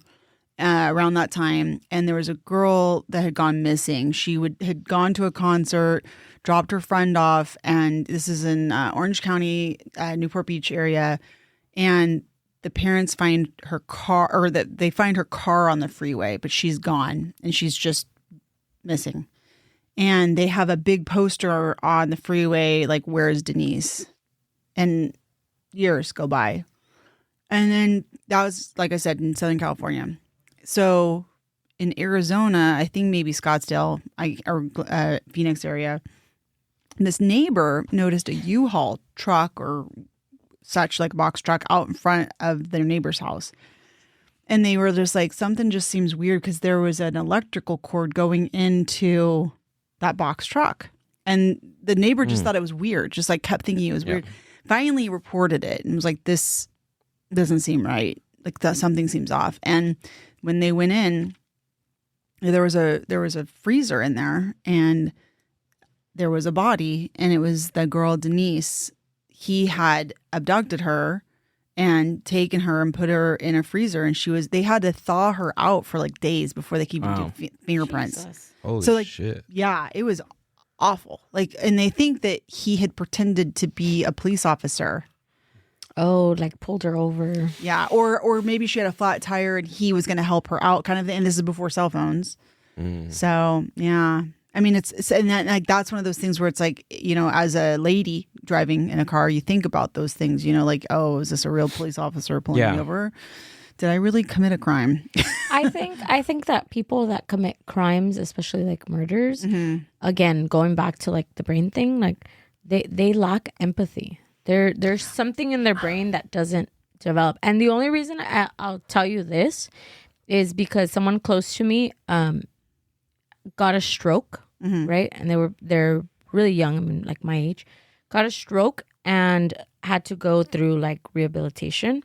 And one of the things that they realized, and it was temporary, because they did like studies after, but they realized that there was something in like her frontal lobe that was like not like sparking, like it wasn't working. So what they would do was they would show her literal like pictures and be like, what does this make you feel? And it was like a child putting their hand over like fire, like things like that. And she was like, nothing. And I remember her like telling me, and I was like, whoa. And she's like, I know. She's like, so they're trying to like see, you know, if the stroke is what caused it and is it permanent and things like that. So she had to go through like a lot of therapy. Yeah. And finally it like Clicked again. And I was like, whoa, like that's crazy. And she's like, I know. She's like, I literally would look at these pictures. She's like, and I wouldn't even like cringe. I wouldn't like, and she said they were pretty like graphic, Oof. but they did that to see where her brain was. And I feel like maybe like this guy, like, yeah, okay, people liked him or whatever, but you have to lack some kind of empathy at some point. I don't know. Be able to. I think I disagree a little bit, because I think that there is right. There is a thing called like a crime of passion, Yes, right? Which maybe I'm taking it a little too literal. Like, is it something that just happens like in the moment? Heat of the moment. Right, heat of the moment. And I think that's what happened with this guy. He was like, there has to be a point where this woman was treating him so poorly at a certain point where he just grabbed a gun, and because I don't know how true it is, but they depicted it to where after like he shot her, like he felt like so regretful for what he did in that exact moment. According to the movie, did he like pull up with intention to kill her, or like they were having whatever's going on? They were having just pulled a gun out and was like, they were having an argument. So she had him buy a gun to shoot like some like small animals that were like fucking up her garden. And so the way it happened was they were having this argument about something, and then she's walking away from him. The gun's right there. He grabs the gun and shoots her in the back 4 times. I would 100% argue crime of passion right there. But the thing is, where he jacked up was 9 months putting her in a freezer, and I think that's where Yeah. That's where he kind of If you messed would've, up. like, called the cops Exactly. immediately. Right. If Yeah. there was some empathy and some remorse, I'd be like, oh my God, what did I just do? Let me call the ambulance. And, Yeah. even if you're No, I going to go agree to with that jail part. and things like that, Right. The freezer I part, fucked up. Like, even today, I seen a video that's going around right now of this girl. I think they were in Florida. And I think in Florida, they're able to, like, carry. So they're fighting over like a parking Carrie. spot. Just Well, yeah, like the way you said it, you're like, Because I went Carrie? like this, Carrie. I know I'm all Kill gangster. I'm shot. like, Carrie. That was cute. Carrie carries. Yeah. Yeah. So something's happening with the parking lot at like a Target or Walmart. I think it was You Walmart. had me at Florida. Yeah. Yeah. And so then this man gets off his car and the girl's like parked in there and the man's like coming at her and she's just like you could tell that she's moving back and then he keeps like, wow, and I can't hear audio. There's no audio, but you could just see. So then the girl goes into her car and she grabs her gun and she tells him like, hey, like, leave me alone. Or, it looks like she's telling him like, leave me alone. Yeah, she should have. And he starts moving back and then she's like, okay. And then she's trying to get to her car and he kind of like runs like towards her. And this whole scenario is just like him trying to intimidate her and things like that. And at some point she shoots. And honestly, as a woman, I'd be scared if somebody keeps trying to come at me and you're already probably multiple. As a 6 foot, 260-pound Wow. felon, I'm gonna shoot him too. Yeah, and she shot him and he died. But she stayed. She still tried to like compress, Revive him. and then she called the cops and it's one of those things like. So I think in instances like that, like, okay, it happened, the heat of the moment, whatever, Yeah. but you're just like, shit, like I fucked up. Not stuff her in a freezer and wait 9 months to get caught. If I could make one amendment in that situation, maybe call your lawyer. Get a lawyer. True. And then, you know what I mean? Before you talk to the cops. And what all if you know that they're dead, if they're not dead, go 911. Then you're caught. Then your attorney. But I'm saying if they're dead, maybe you call your attorney. what also didn't help his situation was he was made like power of attorney Yeah. for all her So he assets. had financial gain. Exactly. Motive. Yeah. Yeah. So all that did not look good. Right. No, that's 100% a lot of, why the motive is what I feel like, not that it's supposed to be the reason that you get convicted, Yeah. but I feel like the motive helps convict people. It's a really good movie. Yeah. I'll have to watch it. It's a really Said good. It's called Bernie. Yeah. It's called Bernie. Yeah, you Might see it have to right check there. out. What's it on? Where did I watch it? I think I watched it on Amazon Prime. Right now.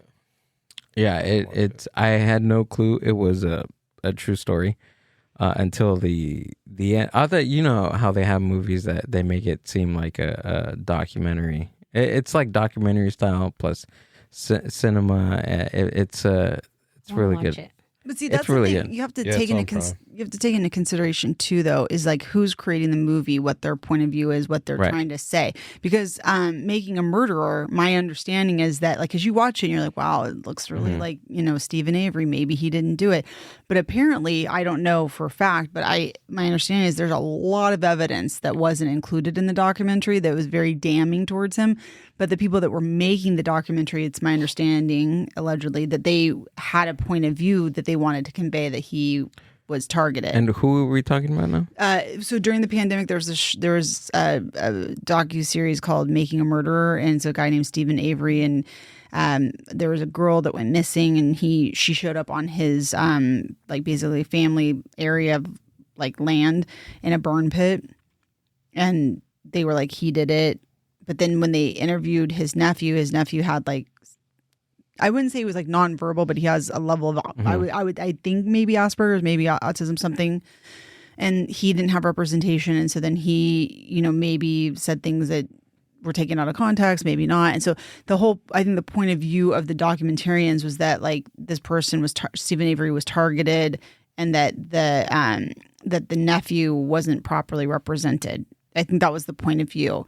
But my understanding, like, because Stephen Avery had other issues with the city and had been, I believe, in jail before, and I don't know. He invited this girl over to take a look at, I think if this has been a long time since I've seen it, but my understanding is like he invited this girl over that was like basically like a photographer for like Penny Saver or like something along those lines, you know, and he was saying like, I have a truck to sell, and she comes over, and when she came over, he was in a towel. Oh, okay. I mean, that seems odd. You know what I mean? Right. And then the next thing you know is like she goes missing, and they do a search of his property where he lived, and they found her bones in a burn pit. Wow. Jeez. Yeah. Well, speaking of Burn pits? yes, burn pits and producing, I guess, documentaries with, I guess, intent and showing a narrative that's not there, or pushing a narrative that's different from, I guess, the public narrative, is that documentary of Yolanda Saldivar. And the family actually her family did a documentary from her point of view, and there was like a few accusations in there that were kind of like, whoa, okay, I don't know, that could be a reach. Like one of them was that Selena and Yolanda like were lovers. No way. Yeah. I heard that Selena actually had a boyfriend in Mexico. I think it was Mexico, that was like a high-end plastic surgeon. Yeah. That she and Chris were like on the outs, and that she had a boyfriend that she was seeing. But I never heard that she was a lesbian. So that story comes from Yolanda's family. The one about the doctor. Yeah, that she was having an affair with the married plastic surgeon and like all these things. Yeah. So those are some of the things that they talk about. Yeah. So like Gilbert says, like, that documentary is kind of it was made to supposedly say her story of dirty up Selena a little bit. Just a little bit. Huh? What can we look it up, because I can't remember what that one. All these to my watch list. Dude, that one was. I was like, there's just no way. I don't know. This is you never know. You right? never know, but I feel like Selena could have pulled a lot more talent than Yolanda. No offense, Yolanda, but yeah, like why would she would not, if she was trying to be with women, I don't think it'd be Yolanda. No. Yeah. Well, I don't know. You see some of these studs, some of these butch lesbians pull some lipstick lesbians. I don't even say that Yolanda was a butch dude. Right. But Yolanda was not any of that. I don't think she had any of that. No. It's called Selena and Yolanda, The Secrets Between Them. Oh, they even implied it in the title of the documentary. Well, there's a Whitney Houston documentary that heavily suggests that she was lesbian. Really? Yeah. She had a longtime friend. I think the friend's name is Robin. Mm-hmm. Have you seen the Michael Jackson one they just made? I have not. Oh, yeah. Is it a thriller? That one. It's a thriller. That one is crazy. It's kind of hard to. It just depends on where your sense is. If you're a Michael fan, and I think just this movie, this documentary coming out in the height of they did it on purpose. The movie of Michael is just that's the ballsy. Documentary. Ballsy. Okay, so you saw the documentary, or are you talking about the movie? No, I watched the movie. Okay. The movie and then, twice. And then I did. I watched it twice, and then they came out with a documentary, maybe like a month ago, maybe 2 months. Okay. So very close release between each other. Yeah, and it's like all the other people against him type of thing. See, it's one of those things where like let's argue for argument's sake that he did do the things that he's alleged to have done. Okay. This is a hot take, it's controversial, but I am willing to overlook, because his music is just so it's just so good. I don't know. Like I'm not R. Kelly, I can say never again. I'll never listen to his music again, but Michael Jackson, like the Thriller album for me is just like, it's so good. Sorry. His face. So good. No, you don't think Thriller is good? He can't overlook if he did do it. So you don't, like, if Thriller comes on the radio, you're out. You turn the channel. Do you think he did it? Are you nonverbal right now? What's going on? My flabbers are fucking gassed. That's not even a hot take. That's fucking boiling. Do you think he did it? Or is this one of those things you didn't want to answer? Maybe it should have been at the beginning. What did you want to talk about? We don't want to discuss Michael Jackson. No, I don't know. Yeah. No one knows. Yeah. That's what I'm saying. No one knows. So like I choose to appreciate, and I tried to think maybe this music was created before the bad acts. Right. Therefore, it's outside the statute of limitations. Go ahead. I was just gonna say I'm a Michael Jackson fan, and I really do genuinely like him. But again, if I were like, if it's true and there would be something concrete, because I think right now it's just like a lot of back and forth. Yeah. It's hard. Speculation, Then- hearsay. then There's I not don't- really concrete evidence. Then I don't think that I can look past that. And it's not to say that, you know, but I'm a big fan. I love his music. I watched his twice. But I would be like, okay, like he fucked up and that's bad. But there is one. Okay, sorry. Go ahead. But right now I'm like in limbo, you know, like I like him so much that I want to believe that he didn't do that. But then I also don't want to be naive and also think like, well, because I think it is kind of odd. Like, why was there children sleeping in your bed, right? But then the part of me is like, well, you know, he had a lot of internalized trauma, and then That the part, he didn't kids get to be a child. Yeah, he wanted to. So then I see it in the innocent sense, right? Or I want to see it in that innocence of like, well, maybe he wasn't. Like, maybe he didn't even think about that. But then I also think like, well, the kids' parents openly and knew that these kids were sleeping in his bed. So as a parent, like, I would never let my child sleep in a man's bed, but maybe that nothing was happening, and that's why everyone was okay with it. Like, I don't know. It's just like, well, you know who Natalie Wood is, right? Yeah. Mm-hmm. Okay, so there's allegations that the elder Douglas, Michael Douglas's father, Okay. raped Natalie Wood. Natalie Wood. That's an accusation. Okay. On a boat, right? No. That's her husband killed. Like allegedly. Oh, killed the her. killed. Yeah, no. Okay. But Whoa, wait. Okay. So who's Natalie? All right. I'm in. all right. He said, "Rape." Tell me more. Natalie Wood. Natalie Wood is a gorgeous child actor that actually became a full-fledged adult actress. Okay. And she was in a movie called Gypsy. It's a musical. She was in that. She was in Miracle on 34th Street. She was the little kid in that. Okay. And West Side Story. Right. She's Maria, which, you know, It's questionable. questionable. She's Russian, so she's not Puerto Rican, but you know, this is, you know, a long time Close ago. enough. But anyways, there she is. She's gorgeous. Okay. Fantastic. Natalie actress. Wood. Natalie Wood. And her parents are who now? Nobody's like they're like just regular parents. She didn't Okay. say anything about that. Okay. But when she's a child actress, she gets invited to talk to, I think, Michael Douglas's father. So I think it's Kurt Douglas. Okay.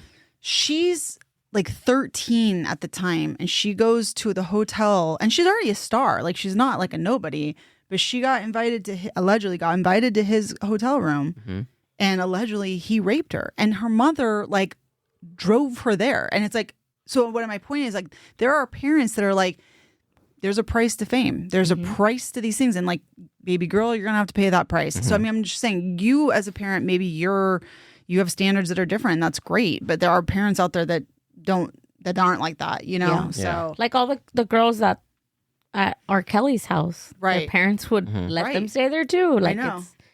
it's kind of crazy. I know, but so I'm saying is like with Michael Jackson too, he's dead, so like I feel like his estate, he's not benefiting from the financial, it's his children are, you know, and they didn't participate in any of that. I don't know.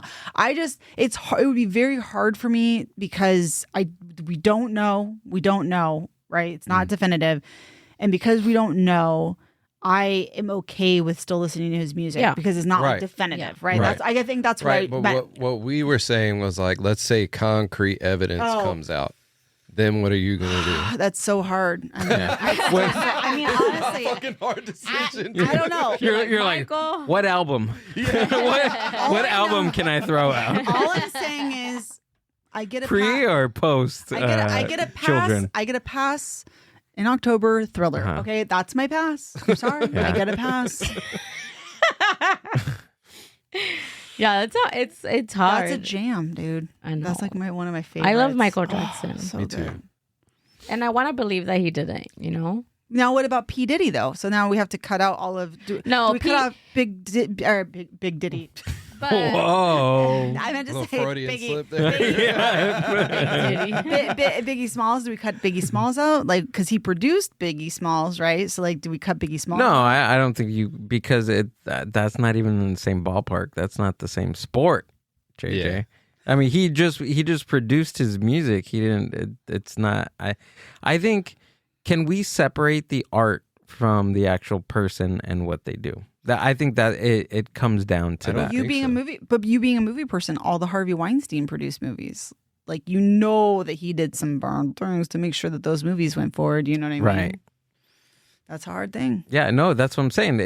It comes down to can you separate the art from the actual person? I don't think so. Because your art is supposed to be a depiction of you. Right. So Yeah, I don't think so. And then you start like really thinking about like, oh shit, like what was going on when they made this? Like kind of like that case that happened, I think like this year / last year with that guy, what's his name? That they found the little girl in his Tesla. David. And they were saying like the artist, huh? Yeah, they were saying how in one of his performances he did like a casket, like a memorial.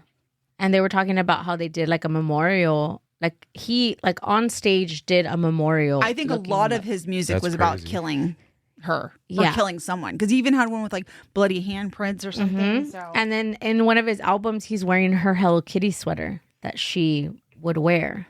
Well, she was underage too. Yeah, she was. So I think part of it might have been that he was probably having other girlfriends, and she probably was going to call his card, and then he was like, "Whoa," and he knew if she called his card, he's out because she's underage.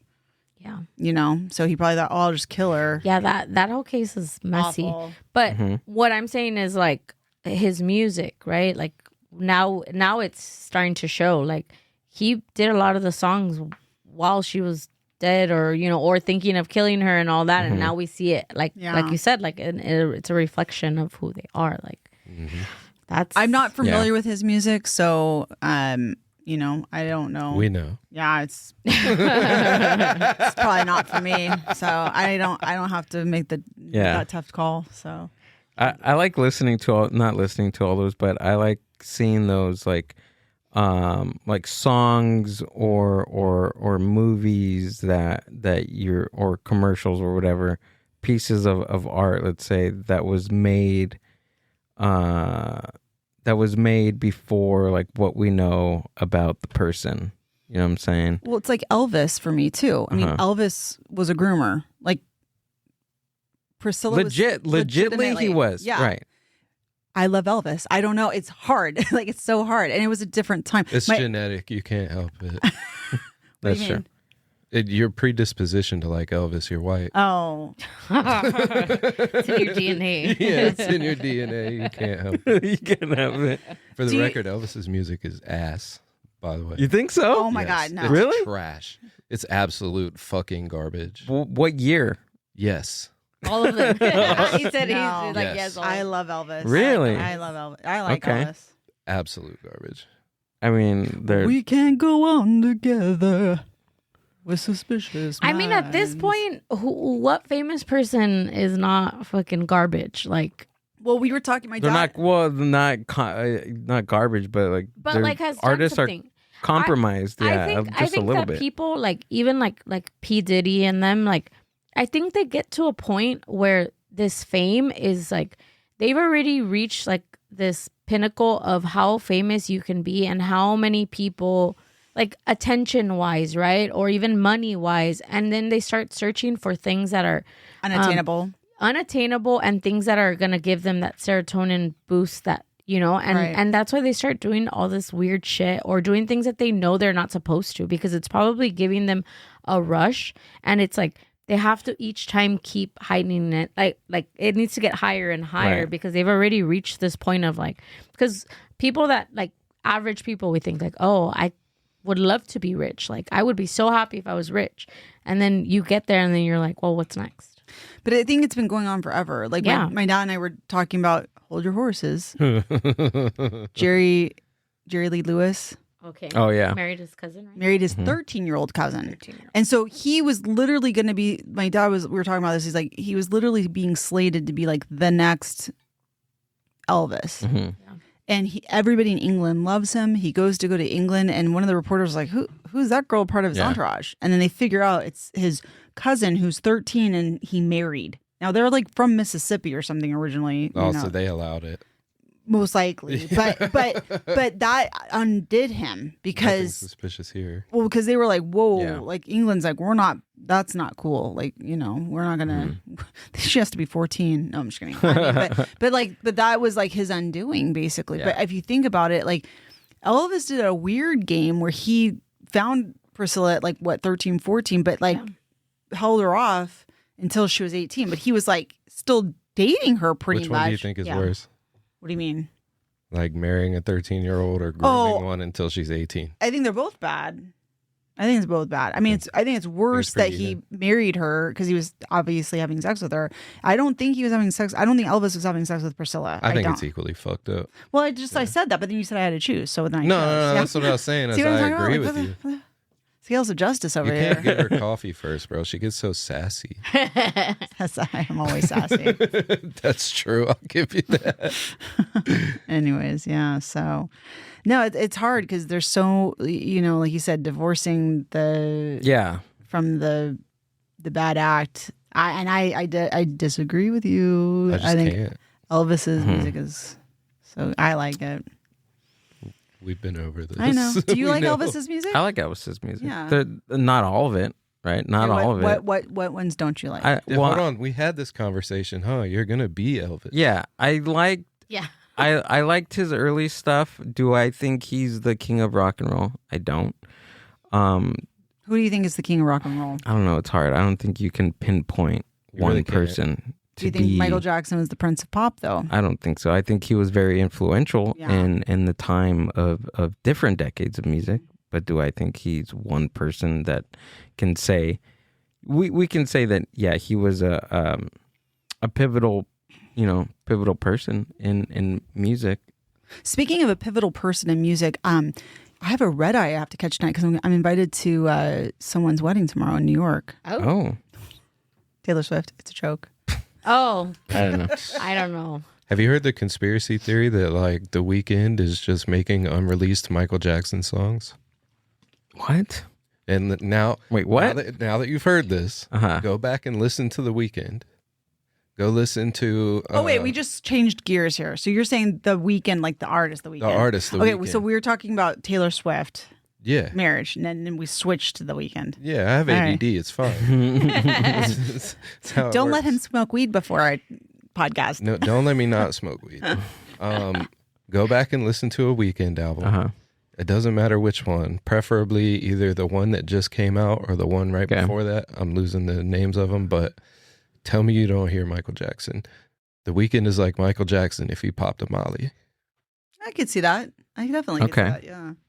So what's the conspiracy? That they gave him these unreleased Michael Jackson songs. The catalog. And yeah, the catalog, and he's making the songs. Got it. Well, who's producing his music for him? That's a good question. If it's Quincy Jones, he's damned. I thought maybe David Foster might have helped him on something maybe at one point. Maybe I'm wrong because I think the Hadid sister was dating him. Maybe that's where I'm getting it. If he's using a Shure SMB7 microphone, then it's one of these microphones that he recorded with I think it was Thriller album. With I have these to say microphones. too, again, going back to Michael Jackson, one of the things that's so cool is he Van On the Halen. last album, he has a whole skit by Quincy Jones. Actually, now that I think about it, it's called "A Tale by Quincy." Wow. Yeah, That's interesting. Yeah. I mean, why not? Right. Yeah. Michael was absolutely. Michael was a crazy person, right? Writing music. I'm pretty sure he had a whole catalog right before he died. As long as The Weeknd doesn't do anything with children, then we're okay. Yeah, Quincy Jones was a profound musical mentor, idol, and inspiration to The Weeknd. The plot thickens. But I don't think that Michael Jackson would sing a song about cocaine. I mean, I'm sure there are aspects to his artistry where he was like, listen, I have my own ideas. I have my own ideas, so I'm going to do these, but I'll absolutely do these fucking Michael Jackson. Like, who would turn down that opportunity? Yeah. Especially if you have the skill set, obviously he does. Who's going to, the money coming in from those songs, you know they're going to be hits. Yeah. Well, you know, like there are songs that are written, like, so there was a song Dirty that was written for Janet Jackson, and she's like, I don't want to do the song. So then Christina Aguilera took it. I love that song with Redman. Yeah. Yeah, And I then love that song. Christina Aguilera did it. So I mean, people write these music and they have someone in mind. And I could see them having Michael Jackson in mind, and then Michael's not here. So The Weeknd has a very similar bravado. So I could see that. What was that one song that that was done by Pink that like catapulted her career? That was written by that one chick with in the 90s that had dreadlocks. I'm trying to remember her name. Oh, Linda. No, wait. You're the girl from Dun, dun, dun, dun, dun, dun, dun, dun. I don't Four know. Non-Blondes. Was it? I don't know. It's one of those songs that has recently gone viral on TikTok, and they're like That happens a using lot. it. Yeah, they're like using it for like every video right now. Is it Just Like a Pill? I think that's their first hit. Is it four non blondes, right? Yeah. You know what? Linda Perry. I said Linda. Linda Perry, yeah. So she wrote. Can you look it up, Amber? So I stepped outside. Yes. So it's that one. It's it's like Linda Perry writes. Katie. and I cry. Oh my God, do I cry? I Is cry it no all Pink? the I'm time. sorry. Yeah, Linda Perry writes Pink song. Which one is? Oh yeah, Get the Party Started. But Oh, that's not the song that's getting the thing Yeah, I know that one. now. No. It's like it's a song where is it Nicki Minaj? There's like so it starts out like a Oh yeah, but that's like a mashup that people Right. did on TikTok. right. I That guess song he's- is coming He's out. saying that Linda Perry wrote "Get the Party Started." She's written a lot of songs. Yeah. She wrote. Yeah, She helped write "Beautiful" with Christina Aguilera. Really? As well. Yep. Oh, okay. Yeah, she actually wrote and I think helped produce Gwen Stefani's solo album. Like now? No. Or Like, I can see remember that. When she went- when she went solo, Mhm. allegedly, I just saw this Linda Perry interview where she was like, Gwen came in to record and was like just nervous and just like, I don't know what to do, whatever. And Linda's like, just go, like, whatever. And she left and she's like, what are you waiting for? And then she's like, and then she started writing it down. Like, what you waiting for? Mhm. Like, so she wrote that Yeah. whole song. And then when Gwen came in, it like inspired the whole rest of the album. Artists write for other artists all the time. Yeah. They need to do a movie about Linda Perry. So if you like music writing, so I just saw, Ella Langley, like she's a country singer. She just came out. I know maybe you probably haven't, even though you're from Virginia. It's I don't partake in country at all. I don't like No? it. I'm sure you've heard it though, because it's a very popular song right now. It's like, she's from Texas, I can tell by the way he's two-stepping around the room. Anyways, they were That's a talking. little catchy. I ain't gonna lie. I'm gonna Yeah. have to look this song So her, What is it? How do you spell it? So as she's so they're in a songwriting room, her, Miranda Lambert, and a couple other people, and I guess Miranda was telling a story about how she had a kangaroo in her passenger seat, and she got pulled over, and she was in Oklahoma, and she's like, "Oh yeah," and the police officer was like, "Oh, you have Texas plates," and then Ella heard that, and she thought it was an interesting idea. She's like, "Yeah," she's like, "He's probably like, she's from Texas, I can tell." By the way, and then like it's just like, and then that's how that stories came about, and they just were like, "Oh my God, this is so good," and they just went with it. It's so crazy how like couple different they hear they hear a musical lyric as they hear a phrase, and then it just marries into a full song. I think it's amazing. it's similar to finding a Joke joke. Yeah, that's how all my comedy. Yeah, comes together. it's like musically. Write that down. yeah. That's how. Write a lot that of my, down. I used to write Uh-huh. music actually, Well, there you go. and that's how a lot of my music started too. I would Yeah. say something or hear something and be like, When you say Yeah. you hear something, do you mean like someone saying it or somebody in your own brain? well, at the time I was on like acid and mushrooms. So Oh, it there we could've go. been Either or. That table talking to me said something really funny. You gotta write that down. I gotta write that down. That wall screaming at me. said Tonio something comes out with funny. like a song called "I Gotta Write That Down," all over the place. I wrote a song on mushrooms when I was like 16 or 17. Do you ever record it anywhere? Well, when I woke up in the morning, it was a doodle of a house. I swear to God, this is a true story, dude. I was like, this shit is so fire. And I couldn't wait to read it in the morning. And it was a fucking doodle of a fucking house. It'd been so awesome if you had it voice recorded too. You're like, that would have been great. And then That you heard would've the next been day, so you're much like, better. what is this? I was 15, though. You were hard pressed to have a voice recorder. They were expensive. Yeah. Yeah, it wasn't like I could just bust out my phone. I didn't even have a cell phone yet. Well, I guess I did, but I was on mushrooms. It's so hard when you're on something like that and to articulate just The anything. easiest shit. You think so? You can think about the absolute most complicated problems of life and even have a few epiphanies when you're on like mushrooms or acid. Right. When it comes to like, I got high on mushrooms one time and I was playing a video game and I started knowing I was feeling the mushrooms because I just couldn't play the game anymore. Yeah. It was a driving game. It wasn't even complicated. I just let the fucking car hit the wall and busted out laughing. It was like, actually yeah, I'm his high. car. He wasn't playing a game. I've only ever hit one thing in my life, okay? It was a mailbox and it wasn't my fault. I did not. When you said I've only hit one thing and you said it's a mail, I was like, whoa. I've heard different from your prison time. Oh my God. This has been so fun. It's been educational. Dude, it's been great. It's been hilarious. I had a great time. Thank you for having us on, man. We got to get out of here before they lock us up Yeah. upstairs. I don't want to get locked up again. He's like, not again. Yeah, no, never again. Tonio, JJ, tell us where we can find you. Tell us the podcast, what you guys have coming up and all that good stuff. So you can find the podcast at No One Gets Hurt Pod on Instagram and YouTube, or you can find it on Spotify, Apple, pretty much anywhere you can get a podcast. We're there. And then you can find me personally on Instagram at That's Tonio, AY That's Tonio, all one word. And I am JJ Jorgensonn. So JJ Jorgenson and Instagram. We have a show coming up together actually on July 14th. Oh, yeah, we do. GameStop in, or is it? No, No, it's not not At a I was GameStop. like, GameStop still exists? I'm like, hey, these comedy shows locations are getting wild. GameCraft. Yeah, I think it's GameCraft called Game in Brewery. Anaheim. Nice. Yeah. So thank you so much. This was so much fun. Yeah? Yeah. You had fun? For Yeah, sure. absolutely. For This sure. is great. Yeah. You Yeah, guys had are fun. great. Listen to the podcast. Listen up.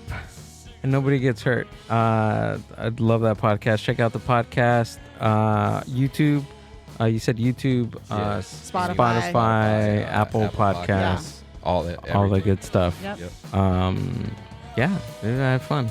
Yeah, it was great. All right. Thank you so much. Yeah, all the links to their stuff will be down in the show description. Follow the Mind Buzz on Instagram and hit the like and comment, subscribe button. Do I have a couple of things coming up?